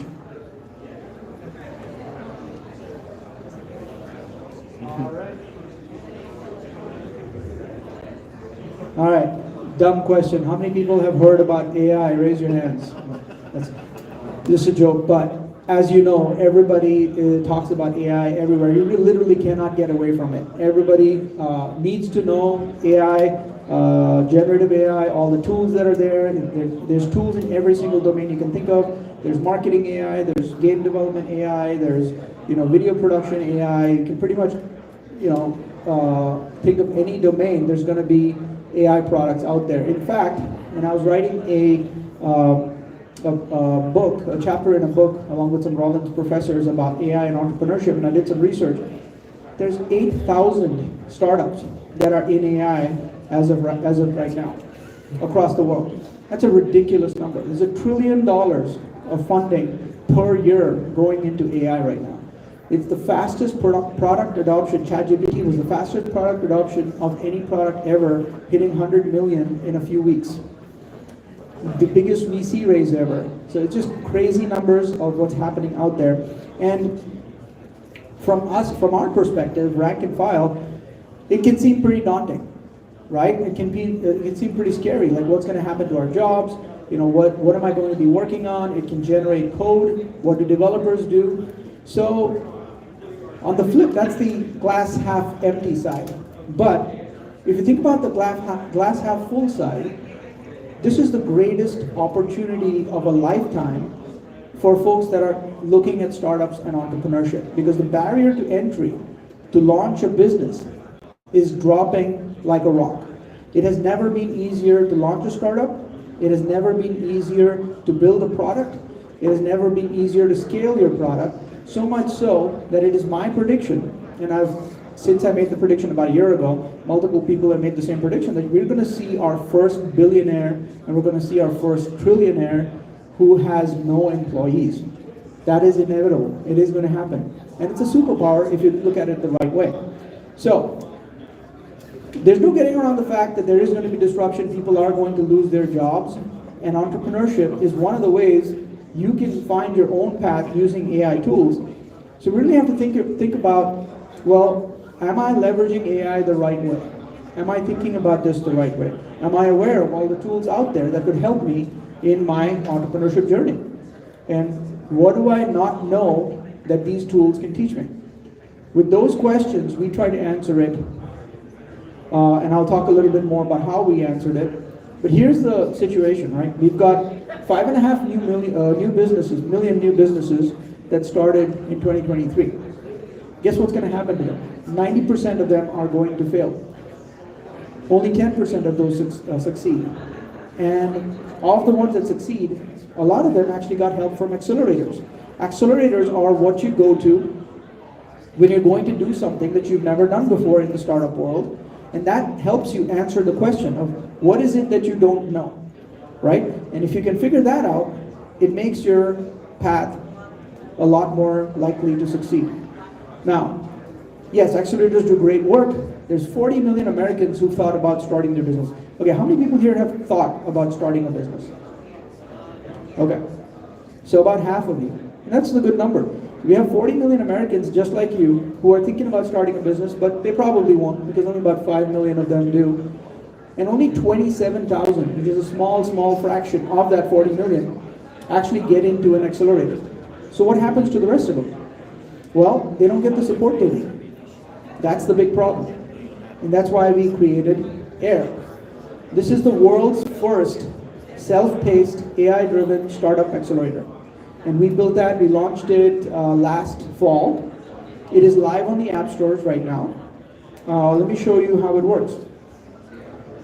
So we've got some very powerful modules. These are tested, and as I gave you my background in the previous talk, right, we've got a lot of experience working with startups. And so we built these 4 modules as a way for people to really understand how do you go about defining what your idea is, and how do you go about refining it and actually talking to real customers so you can get feedback, and you're not just making up a story in your head that, oh, if I build this thing, it's going to be successful, I'm going to make millions of dollars, but you're actually validating that idea. So these 4 modules are really powerful, and we think these are the first 4 steps that you should take. And our premise is you can get from idea to revenue in 3 months. That's a normal time frame for an accelerator. And here's a little secret. You may think that sounds ridiculous. How do I get from idea to revenue in 90 days? What if my hardware product has to be built and I've got to do all this stuff? It's going to take much longer than that. As I mentioned at Startup Weekend, half of the teams that participate generate revenue in the first weekend, in 1 weekend. So 90 days is actually a lot of time. Now, you don't have to build a full product to generate revenue. We've all heard of Kickstarter, right? Everybody's heard of Kickstarter? Who here has not heard of Kickstarter? Okay, good. So I don't need to explain what Kickstarter is. But we have concepts like Kickstarter, where you can generate revenue, you can get pre-registrations, you can get people to give you money before you start building your product. And that is actually a form of validation that's really powerful, because what is, I don't know if you know this, but people like money. Everybody agrees? They don't like to give you money unless they think they're going to get something back. So if you can get people to give you money, that is a really strong signal. That is great validation that they really care about the thing that you want to build. So that is what we consider validation. And then you can use that money to go build your product. Okay? So how do we do this? So we have 2 AI mentors in the app called Arya and Aiden. And we purposely built 2 instead of just 1 character. And the reason is, being an entrepreneur is a little bit bipolar, right? You have to be both a pessimist and an optimist. You have to think about all the possibilities and all the success and all the money you could make, because you need the energy to go build it. But at the same time, you can't just fool yourself into thinking there are no risks with my idea and that everything is just going to magically work out. So you also need somebody to hold you accountable. That's why we created 2 different characters to give you 2 different perspectives on any problem that you face. And they're both experts in their own spaces. One is about customers, the other is about the business. and they push you along. Now here's some innovations that are unique to AIR, one of which, the objective-driven AI, I don't think I've seen in any product before. What does that mean? Think about every AI product you've ever used. Look at ChatGPT, look at Gemini, look at anything out there. It's all request-response based, which means it might be really powerful, it might be wonderful, but unless you ask a question, it's not doing anything. Whereas our app is objective-driven, which means it's asking you questions. It's driving you forward. It knows that you're trying to get from idea to revenue. So it knows the objective, and it's going to drive your progress forward. At any point in time, it's going to give you just exactly one task to do. And it simplifies the process of entrepreneurship, where anybody can follow along with the idea and do one task at a time to get to where you need to go. That frictionless user experience is also helped by the fact that you don't need to type everything out. It's going to auto-generate forms for you. It's going to allow you to, anytime you have a question, it's going to give you options and recommendations of how you could address that question. So you're never stuck not knowing what to do next. All right? And it's an accountability partner. Arya and Aiden will nag you every day until you get your stuff done. That's how the app works. So I'll just run through the demo real quick. We don't have time to play the 12-minute video, but this is what orientation looks like. You come in, you put your project name down. It gives a little training video on how this app is going to work, and then it introduces the AI characters. They tell you that you've taken your first step, and you got 5 steps to go. Here you build your value proposition out. What is the customer segment you're targeting? What is your problem statement? And what is your solution statement? And then you go to build out your customer segment in detail. Again, all of this can be auto-generated, so it'll prompt you and give you helpful tips along the way. And then you do customer discovery, which is you go out and talk to real customers. You're not going to do this on your own sitting at home. You have to go talk to real people. And here's the best practices of doing that. Here's the questions you can ask them. Here's where you can find them. All of those will be provided for you. After you're done with customer discovery, you do validation, which is where we go try to raise money. We get people to pre-register. And then finally, you go build your actual product. So once you're done with that, it generates the business model for you. In the future, this is a very early stage. So we have a whole roadmap that's coming up behind this. But we will have the ability for us to generate for you marketing pitches. We will have the ability to generate a business model and landing page, and all other features are coming out. But at this stage, this is all it does right now. It shows you where you are and gets you to MVP. As I mentioned, it is live at the moment, so feel free to download and check it out. Yeah, go ahead. You have a question? Is there a web app available? Is there a web app? There is not a web app at this moment. Great question. It is a downloadable phone app, and the main reason is because we really wanted the notifications feature and the higher engagement there. But in about 3 months, we will also enable a web app. I get that question a lot, so I'm getting my customer discovery from you. People really want the web app. We'll make that happen. Thank you. Thank you. 2 more questions. Any other questions on air? Yes, sir. It is free at the moment. So our first 1,000 users are going to be free. After that, we're going to start charging $20 a month. Yep. So if you want to use it right now, please feel free. No pun intended. Okay. I think that's it. Thank you very much.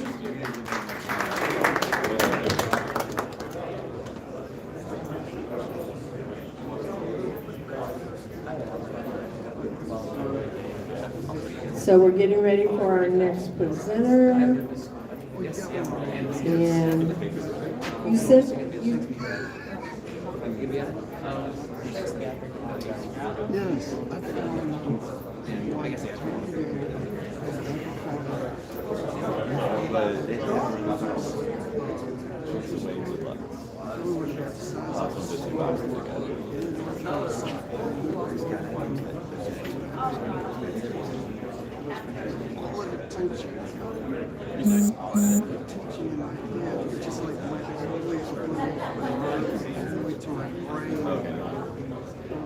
Okay, so we're going to have Scott Hill. He's going to be coming up and talking about Proxenia.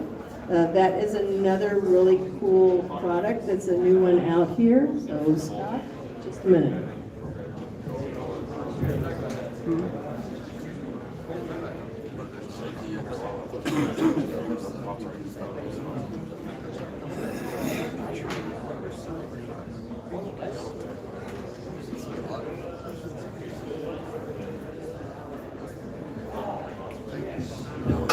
Okay, so he's going to share in the first half about Proxenia. This is another accelerator program that you guys can check out. And he's also going to tell you about future funders. He's on the investment side and also being able to get ready to, build a startup. Good afternoon, everyone. Thank you very much. Like I said, my name is Scott Hill, and I am the founder and CEO of Proxenia Accelerators. What is Proxenia? Well, how do you get your startup idea from here? And this is going to kind of mimic some of the things that Rajiv was talking about. But how do you get your idea from here to here? You want to go from having a conversation with somebody and talking about what you want to do to actually shaking hands and getting funding and getting your app, your program, your service out there into the world and actually making money with it. That's the goal. That's why we do this. That's why we're entrepreneurs. So Proxenia is geared toward startups in the hospitality industry. So hospitality startups have a lot of the same challenges that, of course, a lot of other startups have. Things with marketing, idea validation, planning, funding barriers, and then getting into circles with industry experts and getting to know what it is that the industry that they're in, the hospitality industry, whether it's creating a service app for hotels to help them on the back end with,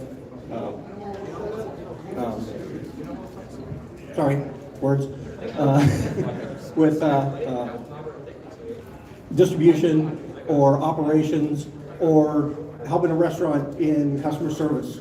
So whatever app or service you want to do, you want to get into some of those specific circles and not necessarily just the tech or startup world circles that we find ourselves in a lot here. So industry specific information is something that startups in the hospitality industry are really looking for. So what is Proxenia? Proxenia is a word from ancient Greece that actually talks about having a proxenos, or an ambassador from the city-state who welcomes in visiting merchants and helps them get the resources that they need and the connections that they need. So it's really a great allegory toward what Proxenia is as an accelerator program. So the modern application of Proxenia is helping hospitality in the startup ecosystem, helping those businesses get together and find the problems that are out there in the industry and coming up with the solutions for those problems, and getting a mutual community and relationship going with the leaders in the industry, so that when you as a startup want to bring in your disrupting idea, there's a place for you to bring it. So how are we structuring this? Tier 1, which is actually online right now at proxenia.io, is an online video series, self-paced. It's about 25 videos, each one between 40 minutes and an hour long, separated into digestible chunks. But it takes you through the customer discovery, business development, product development, team building, the whole process. It takes you through that progressively. So it's better than trying to search things out on your own out there on the web. It's actually structured and put together in a progressive type of method, so that you're learning to build as you go through it. And again, that is a self-paced, and then there is an online community that we're building that anyone that's going through the program would be able to communicate with others that are in the program. Now, Tier 2 is our first cohort, and we're going to be starting our first cohort in April, and that is going to be an online cohort meeting twice a week for 8 weeks. And we're going to take folks through, much like what Startup Weekend does, but a little bit more in depth, actually a lot more in depth. We're going to take you from an idea directly all the way to MVP and getting your MVP out there in the wild, and we want you to make your first dollar with it. So that's the goal of the Tier 2 program. The Tier 3 and Tier 4 programs are still in development, but those are going to be getting you in front of seed money, seed capital for Tier 3, and when we get to Tier 4, that will be taking some select startups all the way into Series A funding is the goal for that. So again, Tier 1, our foundation and ideation program is online at proximia.io, and you can sign up there. If you connect with me, I'm still putting together some of the details on this, but we do have a subscription model with this. However, if you get with me personally, if you want to get my LinkedIn or get a message to me at some way, we can grant access. I'll give you a voucher for that, and we'll waive the subscription fee. It's about 3 months worth of work if you take it very, very slowly. If you want to binge it all in a day, you can do that, but I wouldn't recommend it. And then again, our Tier 2 development and validation cohort is starting on April 7th. We are targeting primarily students at UCF, the Rosen School of Hospitality, and Valencia Hospitality Program, and Seminole State as well. But if you have a startup and your idea is somewhere in the hospitality space, I invite you to reach out to me, and let's see what we might be able to put together. We are looking for corporate sponsorship. Like I said, we've got a subscription model for this, but that's really not where we're going to make our funding happen. We are looking for some corporate sponsorship, and Orlando being a heavy hospitality town, we are looking to some of the companies that are based here, headquartered here in Orlando for that. If you happen to know someone or have a relationship with someone who might be interested in getting involved and bringing in maybe some of their executive team as subject matter experts or mentors, we would love to have an introduction with that. That's one of my asks with this today, but we are working on those relationships. I'm a member of the Central Florida Hotel and Lodging Association. I'm going to be rejoining Visit Orlando here shortly, and I'm also connected through a lot of organizations around town. You can go to any of the networking events, you'll probably see me crashing them. So talking about mentors, we are also looking for mentors, so people that are subject matter experts in their field and have maybe taught others or mentored others before. We would love to have a conversation with you and bring you in and have you help out with our community. This is something that, as part of the corporate sponsorship, we are putting together an honorarium for. So we are not asking anybody to do this for free. We will compensate, whether it's cash or some in-kind things. We do want, again, for this to be a mutually supportive community. So I don't like asking people to do things for me for free. I would rather compensate them in whatever way they feel right. Now, I mean, that could be a really nice gift card or a gift basket or an introduction. It could go any way, in addition to financial. But we are looking for that. So there is the initial ideas of what Proximia is. Does anyone have any questions? Are there examples of hospitality startups that are known, that have already made it in Orlando, or that we can in Orlando? Yes. You don't need it's no big deal. I'm just curious. But if you want to think of what's a hospitality startup, what does that mean? Airbnb is a hospitality startup. DoorDash is a hospitality startup. Uber. Those are in the hospitality industry. Local chef? Local chef. There we go. Hey. Sorry, Nick. The answer was actually, Nick is talking about going through my first cohort. Okay, cool. So you tripped me up there. Anyone else?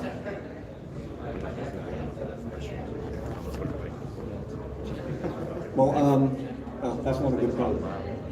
Again, get with me. My name is Scott Hill. You can connect with me on LinkedIn.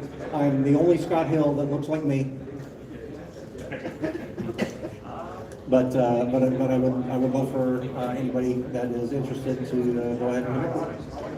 And now I'm going to switch this over to future funders and put on a different hat.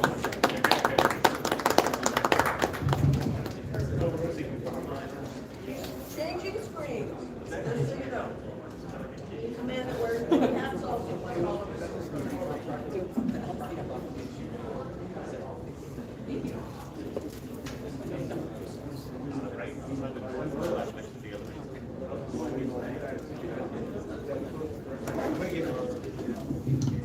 You know, one of the things that I like to do when I can is give everybody 10 minutes of their life back. Now, what you do with that 10 minutes, I know what you're going to do. I don't know. But I bet it's cool, because you're cool. All right.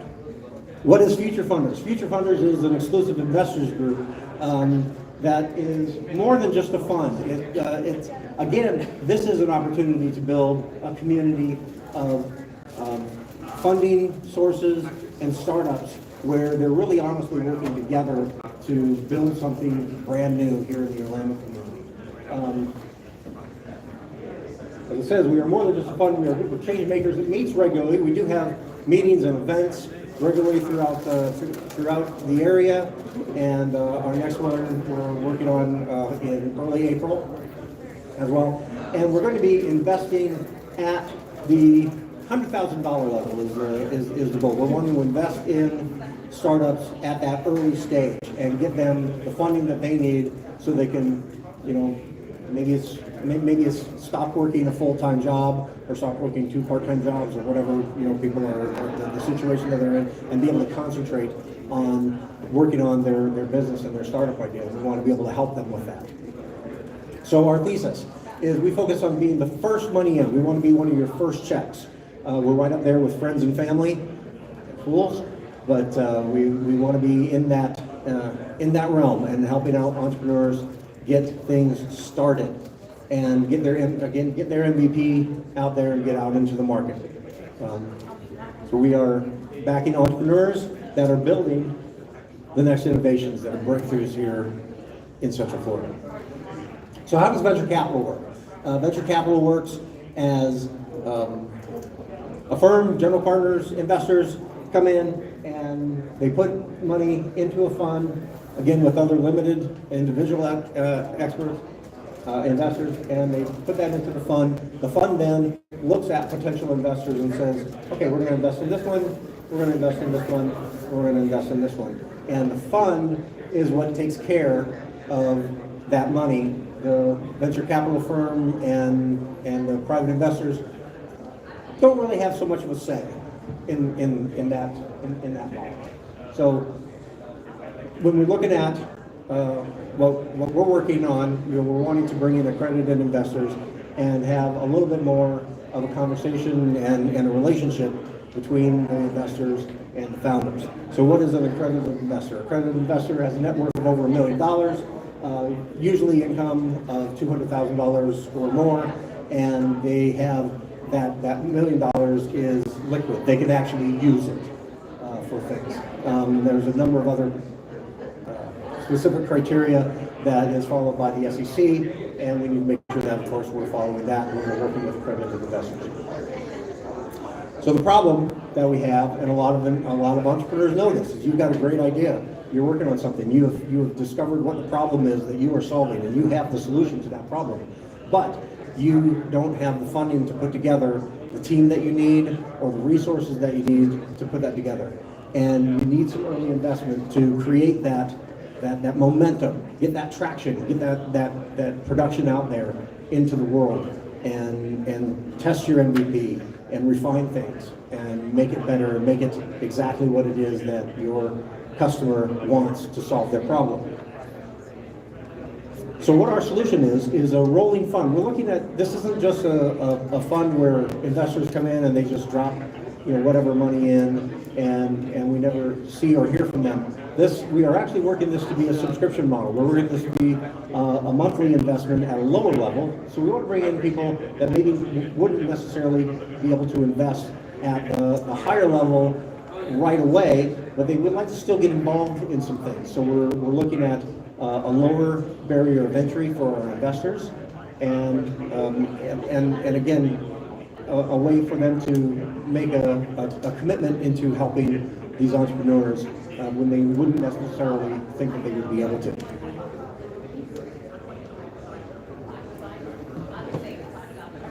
So it's hard for early stage funders or early stage startups to find funding. It's hard for them to get into the right circles. And so what we're doing is we are providing an access to fast and easy capital for them to get involved with to help them build their startup. And lastly, if you have looked for money in Central Florida, there is a lot of money sitting out there, and there's not a lot of it that is aimed at startups, that is aimed at tech, that's aimed at new ideas. A lot of it is aimed at old ideas like real estate. There's a lot of money to be made in real estate, but there's a lot of opportunity to be made in other places. And so we're really wanting to provide that bridge, that new way for non-traditional investors to maybe look at a different avenue, a different vehicle. You want to come in and...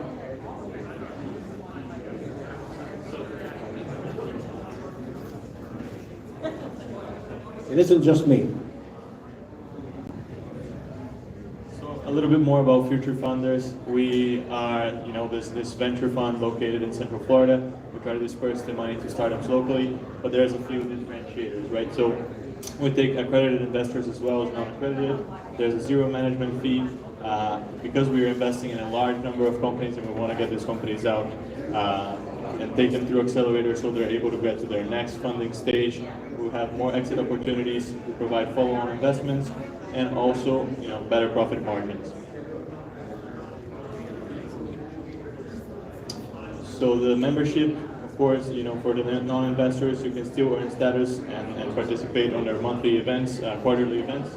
For the investors, there's a few things that we'll present to you guys as well, with more private pitches, more events, and this VIP parties. So the investment process, the website is still not up to date, so we're working on that right now, but you can fill out the form on the website once that's up. We'll meet with a few members of the team to understand, if the startup is something that we'll be looking forward to invest in. We can sign the paperwork, we transfer the funds, and attend events, and everything should run smoothly and fast. Right? We want to be a company that disperses that money for you guys to get into the accelerators and to go through accelerators with money in the bank so you're able to implement the things that you guys are learning about. And that's it for Future Funders. Neither Matthias and I neither of us are Spencer Elliott. Yeah. Spencer couldn't be here at this time, but but we are involved in Future Funders as well. But that is direct contact to Spencer Elliott, and again, you can reach out to me, Scott Hill, as well. But if you are interested, we encourage you to scan the QR code and get in touch with us here at Future Funders. Thank you. Thank you very much. Any questions? What are some of the qualifications that you guys look for to be part of your As far as startups? You got an idea? We would like to see a little bit of traction. If we're going to invest at the $100,000 level, we would like to see $1 million valuation. So some traction, something put together. Whether you have your MVP, really out there, it's something that we can work with. But we're not looking for something that's overly established. Again, this is at the friends and family. This is at that pre-seed kind of level. So we're wanting to get you that first check, so that you can really put in the work that you need to do to get your idea out there into the wild and really testing it. So we want to work with you on that. What else?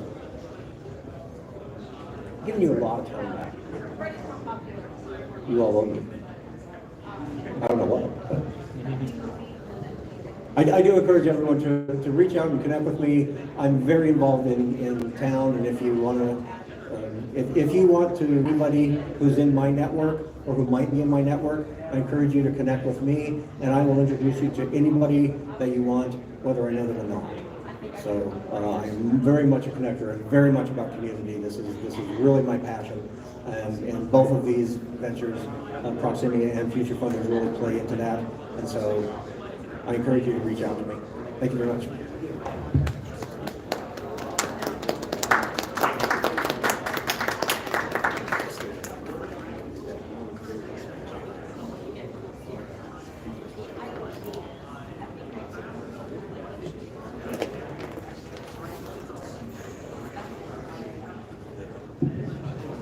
All right, guys.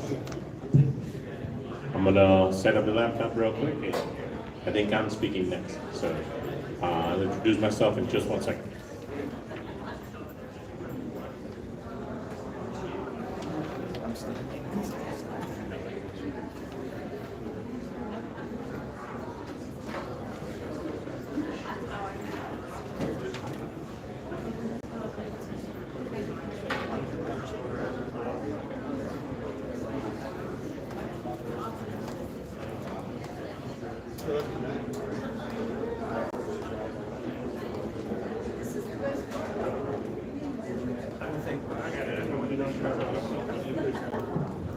Okay, the reason why you want to come back to the LED wall is because you're going to hear a lot of really fun stuff. We are having a game jam. It is a secret game jam. It is happening now.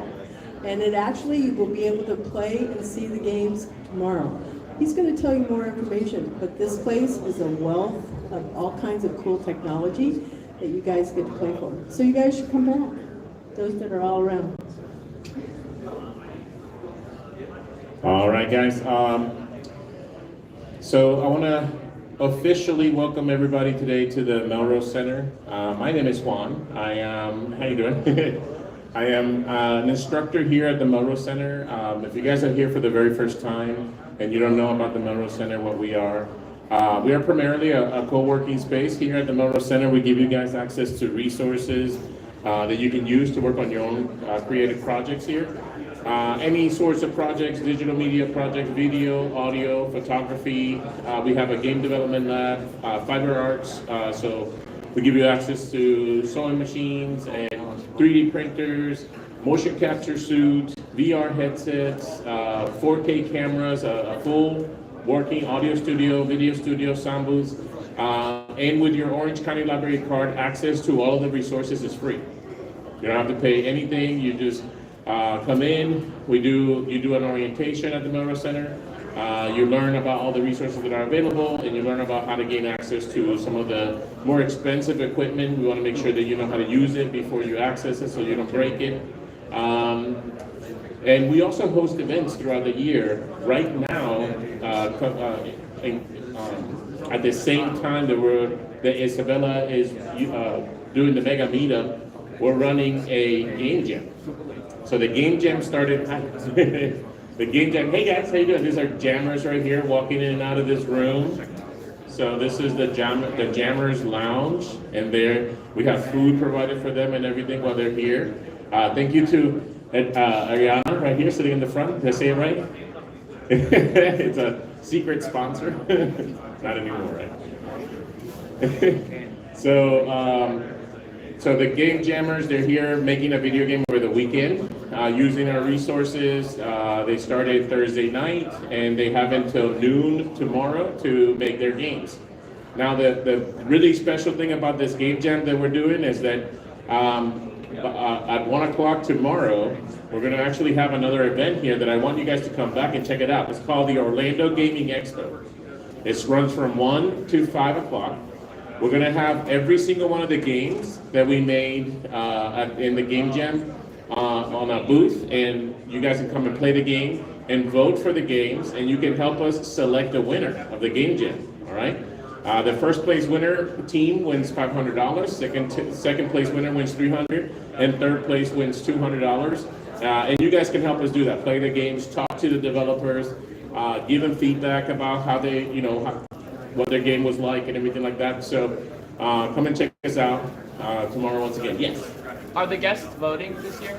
Yeah, everybody that comes to the gaming expo can vote for the games. They're gonna have some judges as well. They're gonna judge the games as well. They get some points, and that's how we're gonna select the winners of the game jam for this year. So, but besides that, like I mentioned before, we have a ton of resources and events that we run here at the Melrose Center.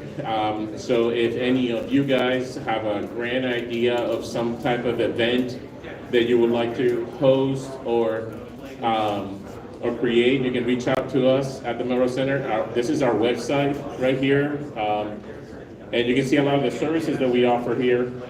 We have industry professionals that work at the Melrose Center that also teach on how to use all of the resources that we have available here through classes that we schedule throughout the month. So if you want to learn how to use our Blackmagic 4K, I think it's 12K cameras, we have classes on that. If you want to learn how to use the VR headset and make a video game using the VR headset, we have classes on that as well. So check out our class calendar. So what you can do is on our website, you go to classes, which will give you access to our link tree. And then depending on what type of industry you're interested on, you can check out the calendar that's coming up. If you're interested on video games, like I mentioned before, I'm the video game instructor, and I've set up a course track. So if you go to services and you go to game development, and then you check out on the game development page here, you can see all of the classes that I offer here. I teach classes on Blender, Unity, Unreal, and Substance 3D Painter, okay? And more, yeah, and more to come. So you can see all the classes and you can check out the schedule right here on the website as well. So yeah, come check us out. If you don't have an Orange County Library card, it's free to get those as long as you live in Orange County, or you either own property or you rent. So if you're in another county, you also can get a reciprocal card, or if you are not able to get a reciprocal card, you can also buy into our system as well. So we have fee cards as well. And when you buy into the system, you get access to everything like a regular a library card holder as well. Okay? All right. Any questions? Yeah. So I hosted tech meetup. Is this space available for tech meetups? Yeah. You can reserve this screen right here. You can have it here. We can set up if it's a big thing like this. We can set up the same thing. I'll give you my business card so we can talk about it. Yep. Library hours. Yeah. All right. Awesome. Anything else? Any other questions? Oh, Fridays and Saturdays? No, I don't know. Yeah. Are you only going to be doing one game jam, or are you going to start? No, that's a good question. We actually are going to be hosting the game jam once a year. So once a year around this time, towards the end of February. So a good time. Thank you. Thank you. All right, guys. Well, thank you for lending me your ears for a few minutes. I'll give it back to Isabella right here.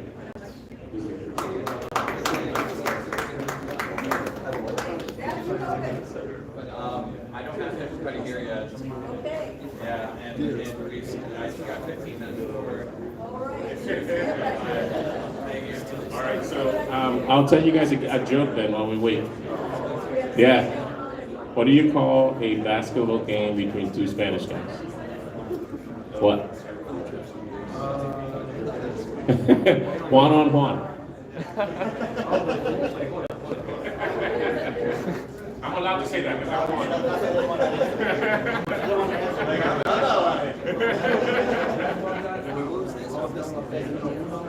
Yeah, man, you're close.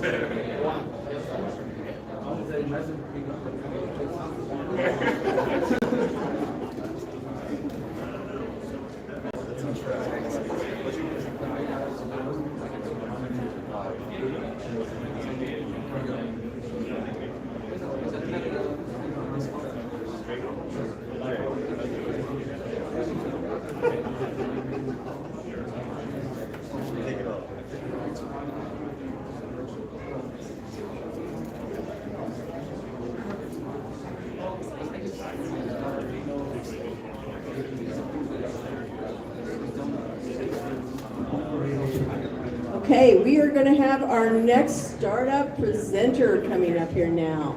Just so you guys know, this is Mateus, I messed up your last name, Delano, and he's going to tell you about Rocky. Rocky, that is his new startup.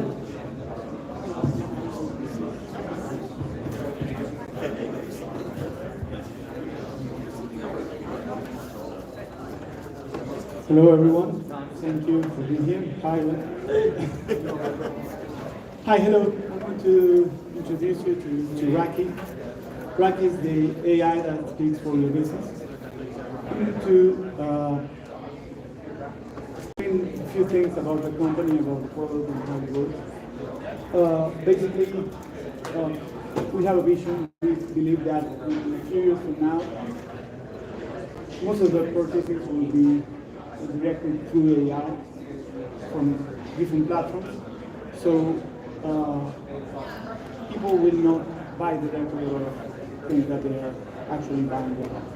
AIs will be interacting to each other and will be learning and will be solving the issues for us and buying things for us in our, like an agent for purchases. So we have a vision that is building an agent that can be ready for that moment. And now we are on our stage one, when we build an agent, an AI agent that can answer mostly questions about e-commerce, store deliveries, return, and has an agentic model that can learn from users browsing the website. Basically, this is running on some e-commerce sites and some customers that are using it for lead generation or lead nurturing. We can set it up really fast and really easy, and it can learn in a millisecond all information that you have about your company, or your product, or your service, and be able to reply to all of the questions that users that go to your website or send you to phone or whatever have about it. On the second stage, we are going to be focused on an AI sales. So we are going to be able to sell directly through our platform. So you can put a chat in your website directly, and all the transactions could be completed directly through the chat without having to direct you to the e-commerce page or anything like that. We're adding voice, on the third stage, because we believe that this is what is next. Images and voice, people trying to see the products and interacting and talking and asking questions about the product directly with voice. We do normally, we do on the phone, we interact with other people in the real world. And in the fourth stage, we are going to be focusing AI to interaction. When we get to there, we'll be ready to have our platform talking to other platforms to dealing directly without human interaction. Today we are on our MVP. We currently have 6 active partners in US and Latin America. And we have actually 3 paying customers. We just launched a few weeks ago. And we're a small team of 5 people.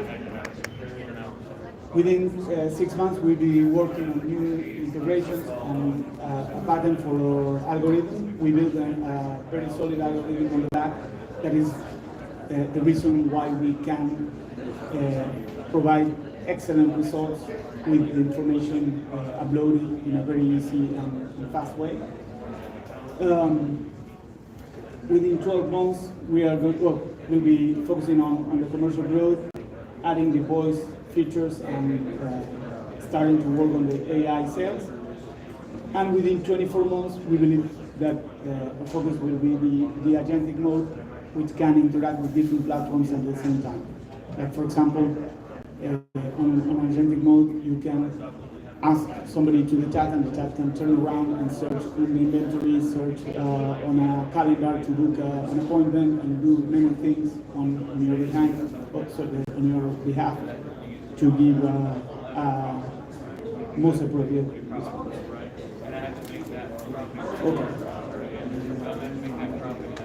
Our product has many features. One of the features that we like is that we have multiple agents, and that allows people, like for example, create different agents for different branches or different product lines. One of our customers is a car dealership, and they have insurance on one side, financing on the other side, sales on the other, and each area has a different agent. We are 100% on natural language. That means that our chat is not something that you click on different options and then have to go back and forward. You just talk to it, and it will guide you through, and it will help you, and it will give you all the information that is required. We build custom implementations at this point, and we can redirect to humans whenever it's necessary. One of the things that I really like is this. We build what we call the customizable personality. And this is something that I haven't seen in any other platform. What we have is the ability to change how the chat or the agent interact with the people. We have, as I mentioned, different industries in which we are working. In some cases, you need somebody reliable, somebody who talks with a lot of knowledge about the product, about the service, somebody who is very formal and will guide you through the process. But in some other cases, you need, hey, a cool person who can make a joke and guide you through in a more relaxed way. So you can set everything up from our platform. So you actually are giving every agent a different personality in order to be more accurate and more precise, and it can transmit whatever your company needs to show. Currently, you can read files, website, and we have some integrations with e-commerce as well. We have automatic triggers. For example, if somebody is on an e-commerce site and is browsing, I don't know, for different type of hats, it can just pop in and say, hey, I noticed that you're browsing these hats. Maybe you like this, or maybe you like that. Or some other customers who browse this product has bought this or that.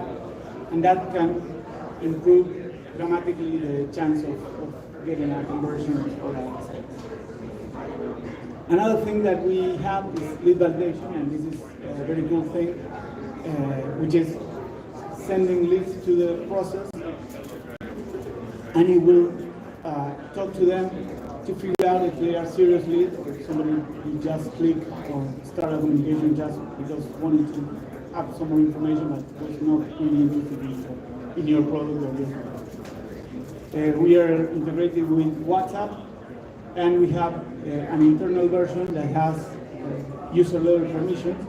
So you upload a lot of information to the platform, but you can then decide if the chat is going to use some specific files to reply to some people and some specific files to reply to some other people, and you can do that in the user-level view.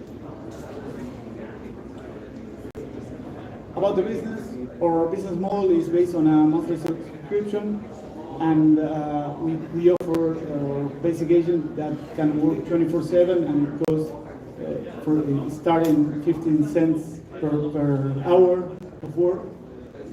So it's really affordable, and it can be very useful for companies that have an issue with communication, or who want to have a reliable assistant to communicate in real time with their customers or even internally inside the company. We are a team of 2 founders. We have a bigger team of developers that myself and a former head of marketing of Infocommerce, which is one of the biggest e-commerce companies in whole Latin America, with over 3,000 people in the company. And I built and sold Relevance, which is a digital marketing agency that was acquired at Infocommerce a few years ago. Ignacio is my co-founder. He's a very experienced developer with over 15 years of developers full stack. He's a very versatile guy. He built Project Zen, which is an open source. We are very, we love open source. And it has over 4 million pulls on GitHub. It's a really good project. And well, basically, that's pretty much it. What else? If you're interested in learning more about the company, about what we're doing, about how to help, how to invest, or how to hire racking, you can simply scan the code and contact us. Thank you.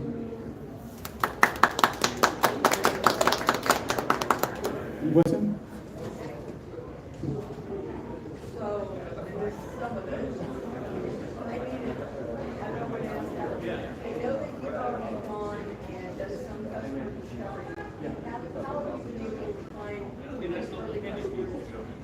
Well, that's a very tough question because we are in that process.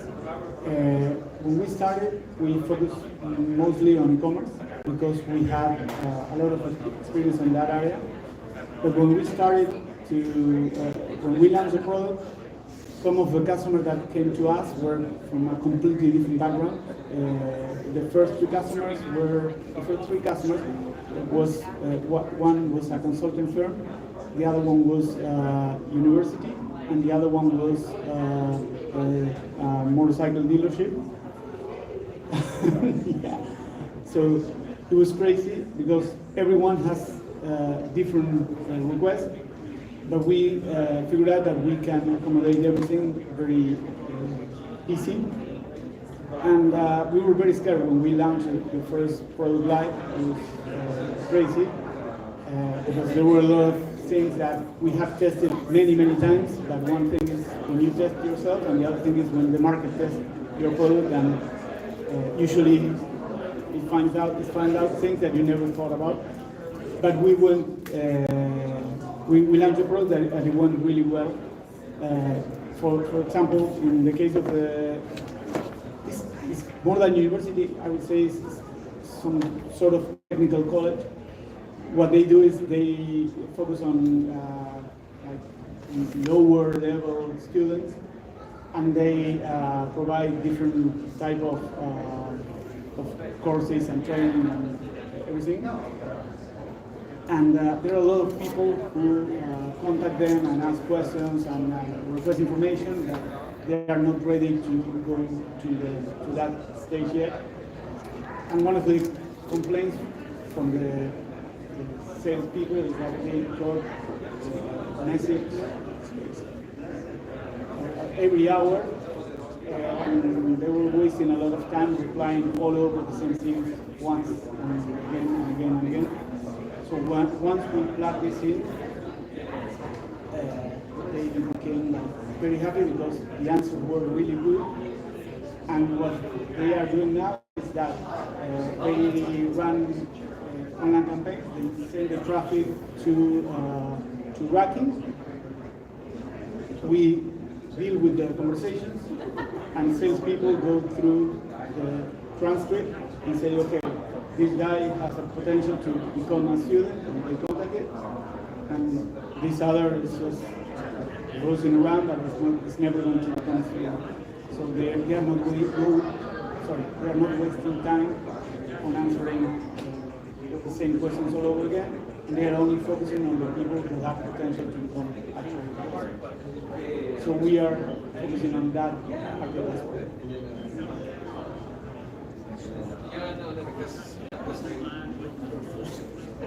Well, thank you so much.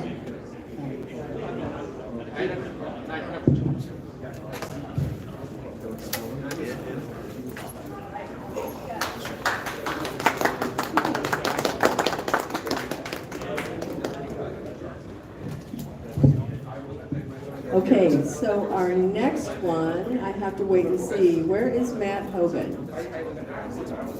I'm looking for Matt Hogan. Matt Hogan! Matt Hogan.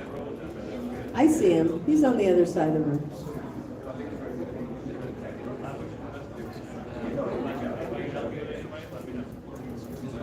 I know it's not time yet. I will get Robert Katz. All right, Robert Katz. So Robert is in the CEO of World Innovation Network, and he focuses a lot on things that are in space. And how I had met him is I go to things that are in space, also space conferences. So Robert.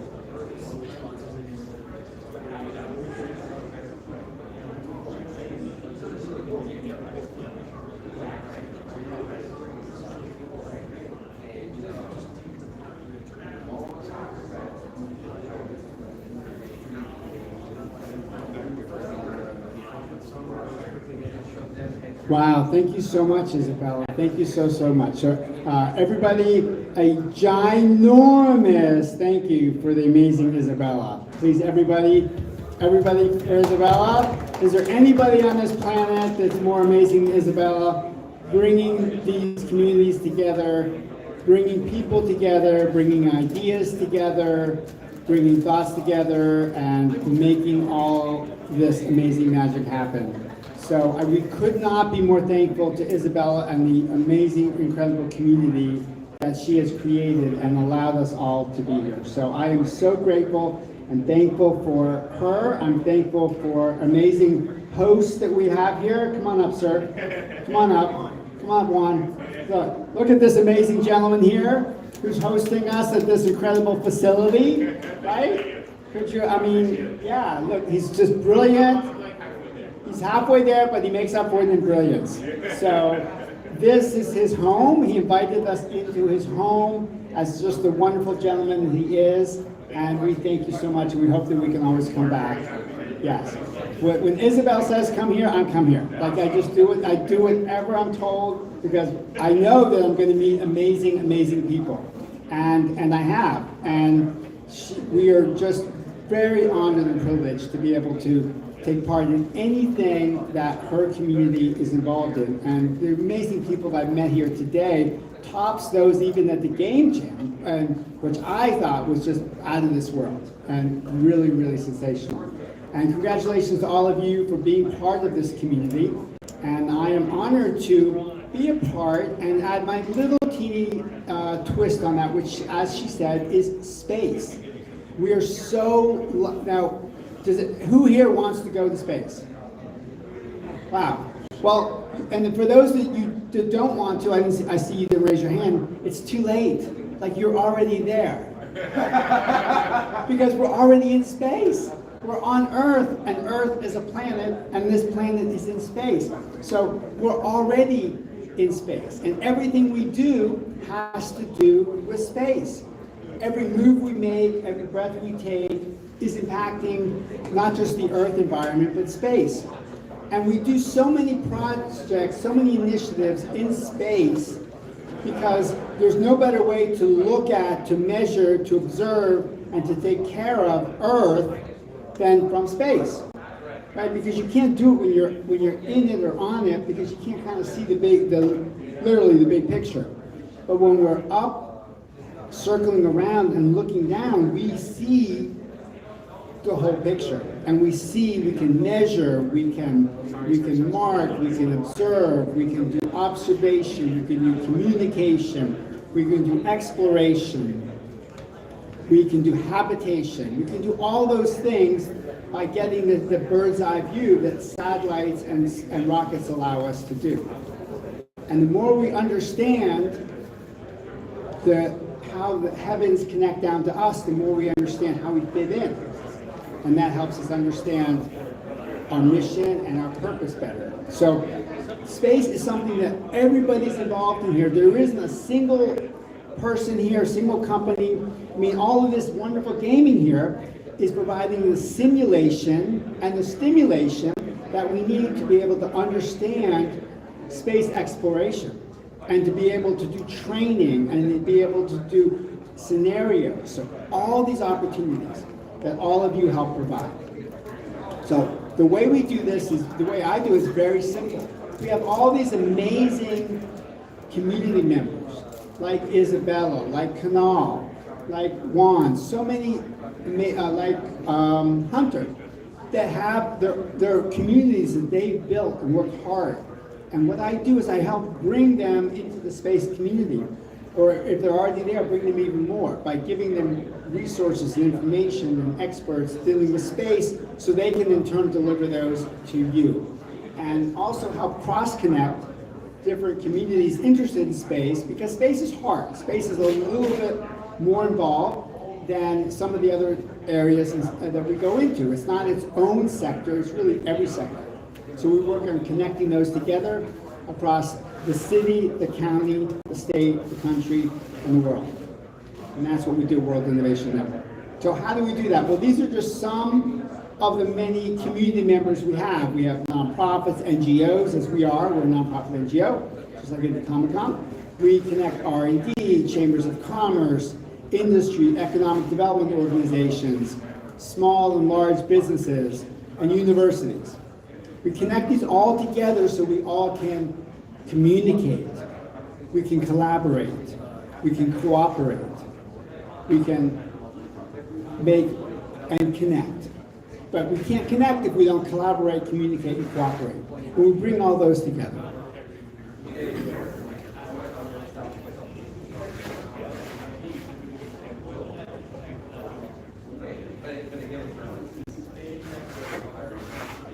So what are some examples of some of the things that we do? Well, funny you should ask. One of the programs I'm going to introduce you all to, invite you all to, is our Space Tank event. So what do you think Space Tank is? Anybody want to take a guess? Yes, sir. Sorry? Shark Tank, exactly. Shark Tank for space. How'd you know that? You're just so smart. Yeah, Shark Tank for space companies. So we focus on a Shark Tank event only for space companies. And we're doing this in California. We invite all of you to be part of that, all of you to apply, all of you to bring your solutions to space problems so that you can be on stage in front of 4,000 people and be able to be a part of this event. So we invite everybody here. I'll give the link to Isabella, and she'll post it in her community, and we invite everybody to be there.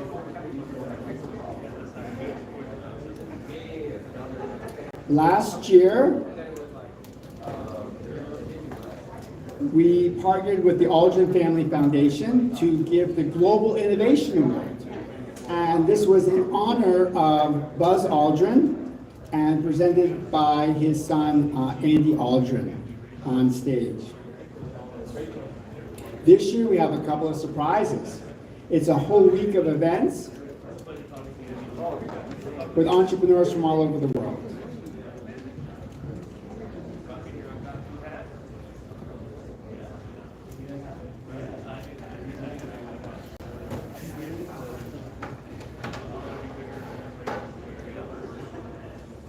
So this event, their second event, is a global event that is, how many countries do you, so I was asked to do the NASA International Space Apps Challenge.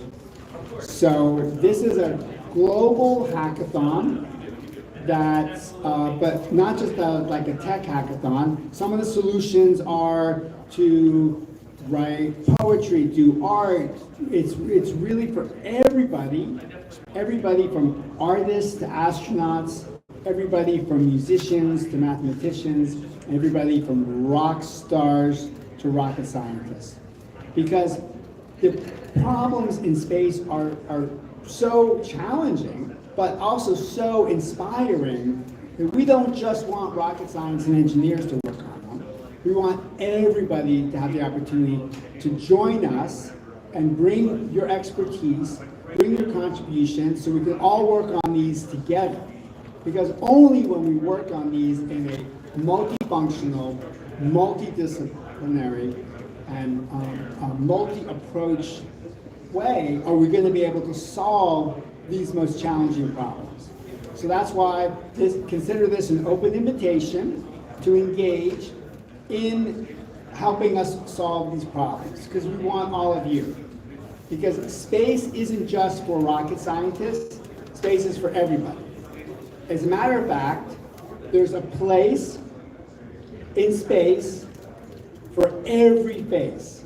Okay, that was a warm-up, so let's try it again. Everybody, ready together? There's a place. There's a place. In space. In space. For every face. For every face. Exactly. So I want you to remember that. I want you to join us at the NASA International Space App Challenge, where you will be able to bring your expertise, whatever it is, whether it's math, music, art, astronomy, poetry, or plastics, it doesn't matter. Bring your expertise so we can work together, collaborate as a community to solve these hard problems, both here on Earth, for the world, for all of us. I'm going to give you a teaser. This is a video that Amazing Jamie from World Innovation Network, a proud Embry-Riddle alum, produced for us to invite you to come join us.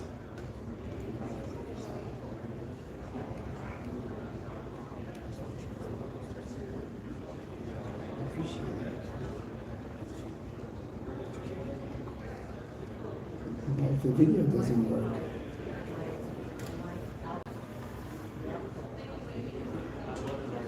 It's actually not playing, so there's no danger of the audio not working.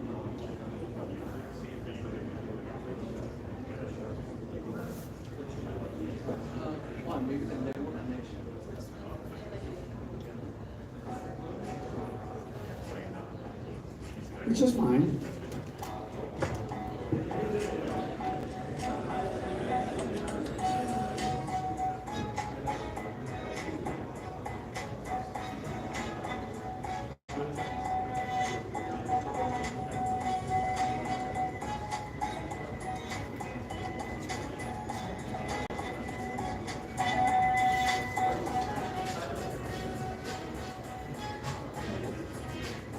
So we need all of you from all backgrounds, all interests,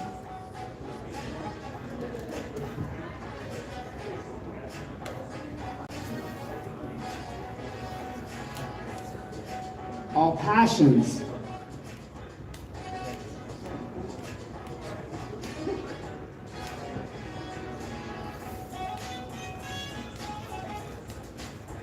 For 2 days, you'll have 20 challenges presented to you by NASA and the Space Force in all different fields involving space. From medical to emergency response, all specialties, from human performance to resiliency to science and technology, whatever is your passion. You'll be joining 280,000 other explorers throughout the world, because there's a place in space, come on, for every face. So join us. We'll be at Cape Canaveral, and these are some of the people that have supported us in the past. But most importantly, we're proud to have Isabella's and her amazing community be supporting us now and in the future.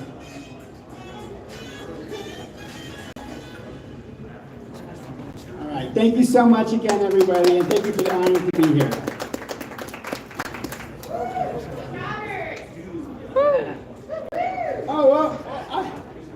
Okay, I have to start all over again because I can't do anything without a shout out.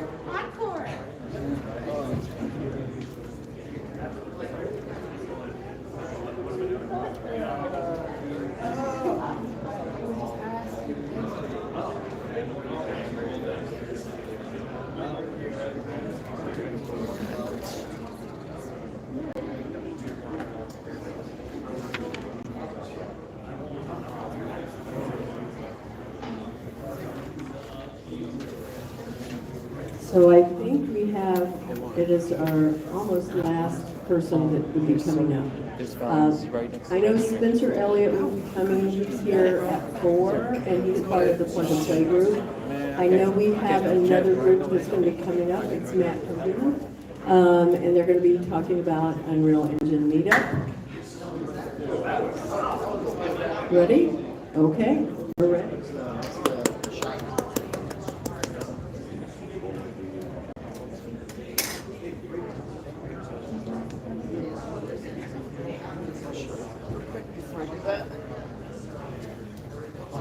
Afternoon, everybody. I am Matthew Hogan, founder and CEO of M3D Technologies.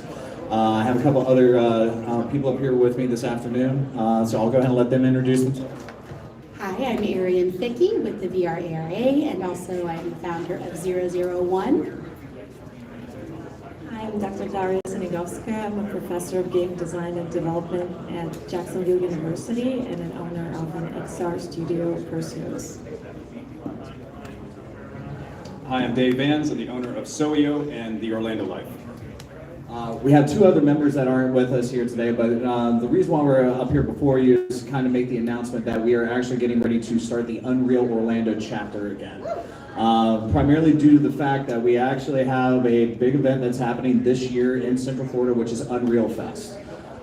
This is the first time that Unreal Fest is going to be coming to Orlando, but we wanted to give the Unreal developers a chance to kind of show their stuff at this convention that will be happening from June 2nd to June 6th, I believe. So that being said, we're looking to get the chapter up and running starting this month. Actually, I can't believe it's already March. But in the next 2 weeks, we're going to be doing our first meetup at OMG Labs. But this is not just a place for people just kind of get together and hang out. We actually have a purpose and we have a driving force behind us that it's focused on developers finding a way to grow and also to establish themselves as leaders within the industry itself. I'll take it. Hi guys. So this is really exciting news, and I want to say first of all, our creator community here in Central Florida is unlike any other. And I know that we have individuals all over the United States and beyond that have taken notice of the incredible talent here. And the thing to remember is that what empowers creators are having the necessary tools they need to make the things, right? And build us into the future with the 3D internet. And so we are so excited about standing up this chapter. We know it's just one more superpower that'll allow us to connect the dots and empower creators to do the incredible things that are necessary to build us into the future. And we want to support you.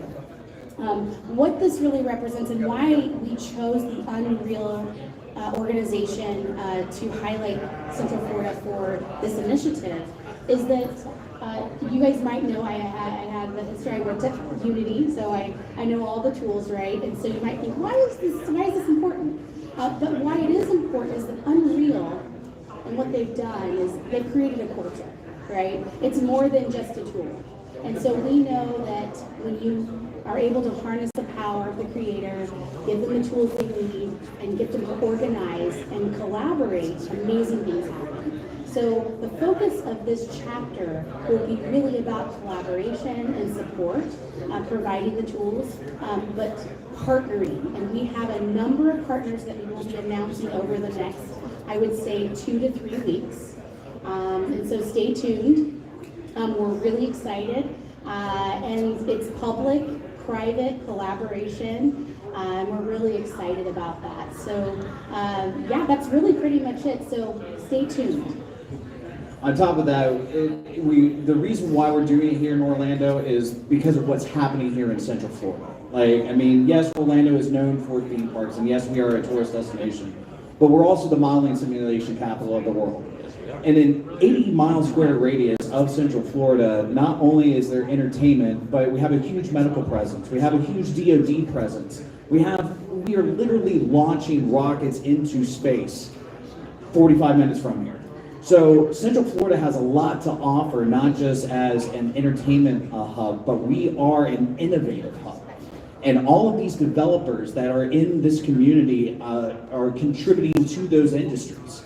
So from modeling simulation to medical to education to architectural design, they are all here in Central Florida, and we want to have a place to bring all of those developers together. We also want to tell those stories about these companies and those developers. And that's why we have city leaders like Dave. Dave, you kind of want to? What do you want me to say? Dave has been telling the story. Yeah. Now he's continuing to do it. He's already been doing it. He's helped us keep that. Yeah, the most important thing about Orlando is the people that live here. Because without you guys and everyone else who's being innovative and building out the future, none of that exists.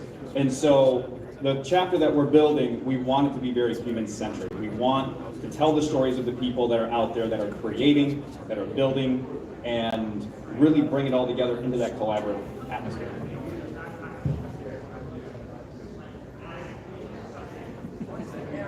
So beyond just, again, getting together, we also want to have the ability to have people who have never been exposed to Unreal have an opportunity to understand what the game engine is capable of. So outside of being able to tell the stories or having people to actually make connections for job opportunities or the industry itself, we want to have an education component to that as well. So Dr. Daria can actually talk on that. Sure. Our chapter is going to be an infrastructure for developers and game designers to come in and learn things, get the skills they need to continue their creative processes. So we will have a series of workshops for different levels to invite that talent to our chapter, to our community. So it will be starting from foundations of Unreal Engine to advanced game mechanics and the latest advancements in the Unreal Engine as well. So while we're also building this community and bringing people together and educating them, we also want to have the ability for developers to apply their knowledge or their expertise on whatever level it is. So how are we going to do that? Well, we're actually going to bring Canal. Could you step up real quick? We want to have the ability for this community to be involved in, not only just having fun and developing things, but we want to bring meaning and purpose behind this. So having leaders like Canal and Indienomicon involved brings that aspect to it. Hi, I just came here, rolled in with my family, and then was called up here. Yeah, this community has been wonderful. It's the center of the world for, I think, gaming and simulation and really all things 3D. And really where Unreal has grown from maybe just being games to being so many more things.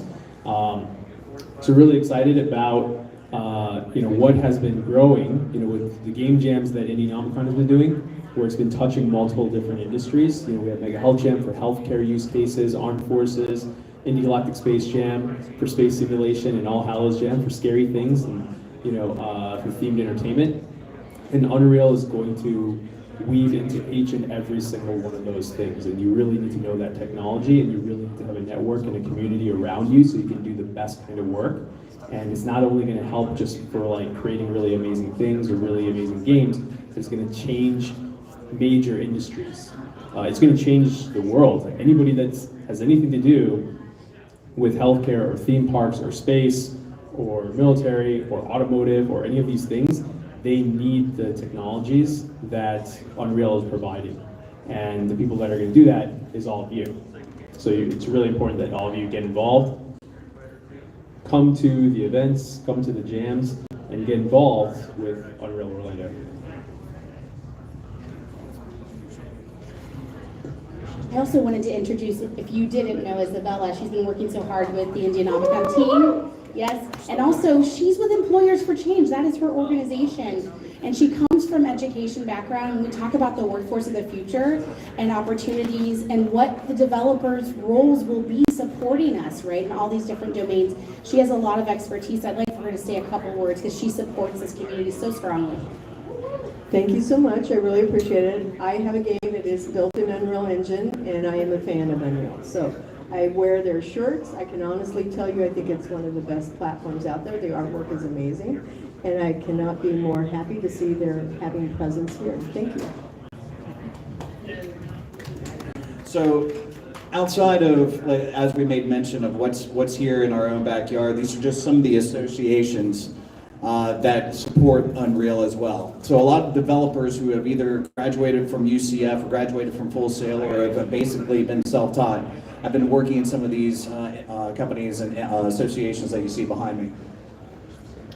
So with the announcements that we have of not only the chapter starting, in about 2 weeks we're going to be having our first meetup, but at the end of May we are going to be having a game jam, Unreal Game Jam at Full Sail University. It is at the end of that game jam, those winners will have a chance to showcase their game on the show, on the expo floor at Unreal Fest. So that's happening June 2nd through the 6th. This is some of the things that we want to do as community and chapter leaders, is to bring these opportunities to the community. Yeah, absolutely. Actually, there's one next Sunday.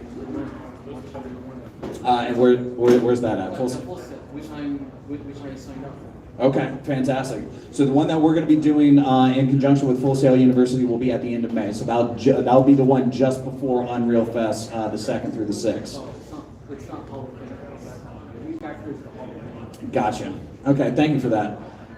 Any questions about the association or the chapter itself, or you guys have any expectations, or is this something that you might be interested in participating in?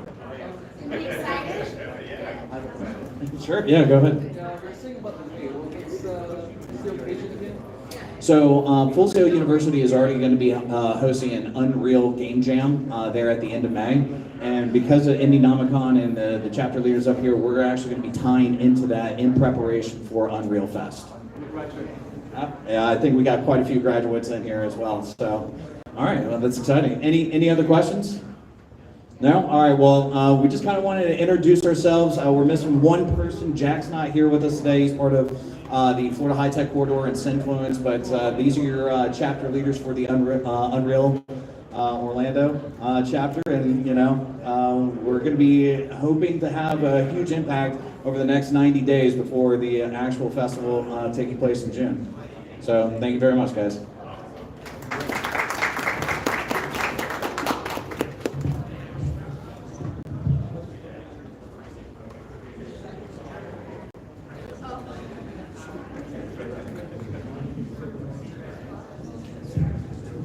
So we're going to take a little break. There would be one more community leader that would be coming up. That's Spencer Elliott. He is not here in the building yet. So he's supposed to be arriving around 4:15. But in the meantime, please visit all of our exhibitors and just get to know them, see what's going on. Thank you. Look for around 4. I'll make another announcement.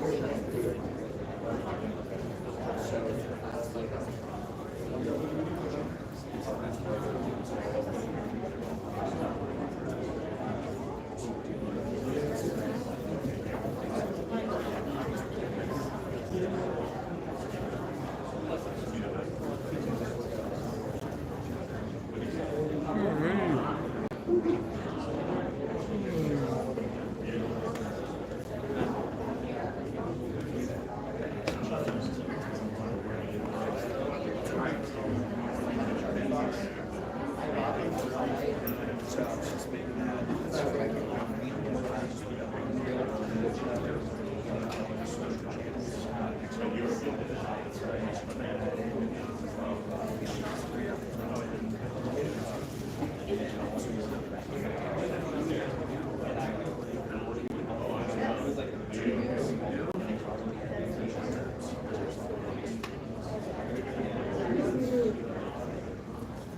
so we're in that, so that is right now, so we're actually. I have some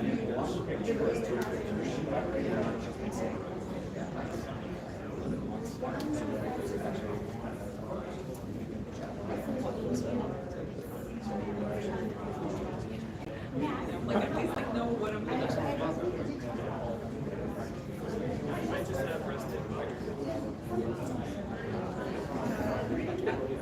It's a nice one.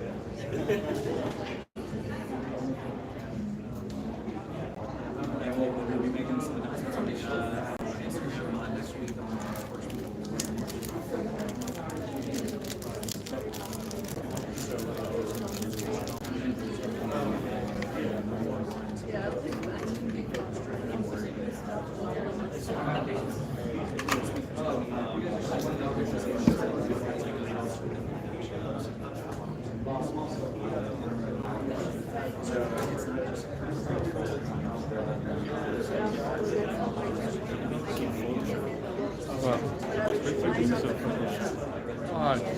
Future presentation, you know.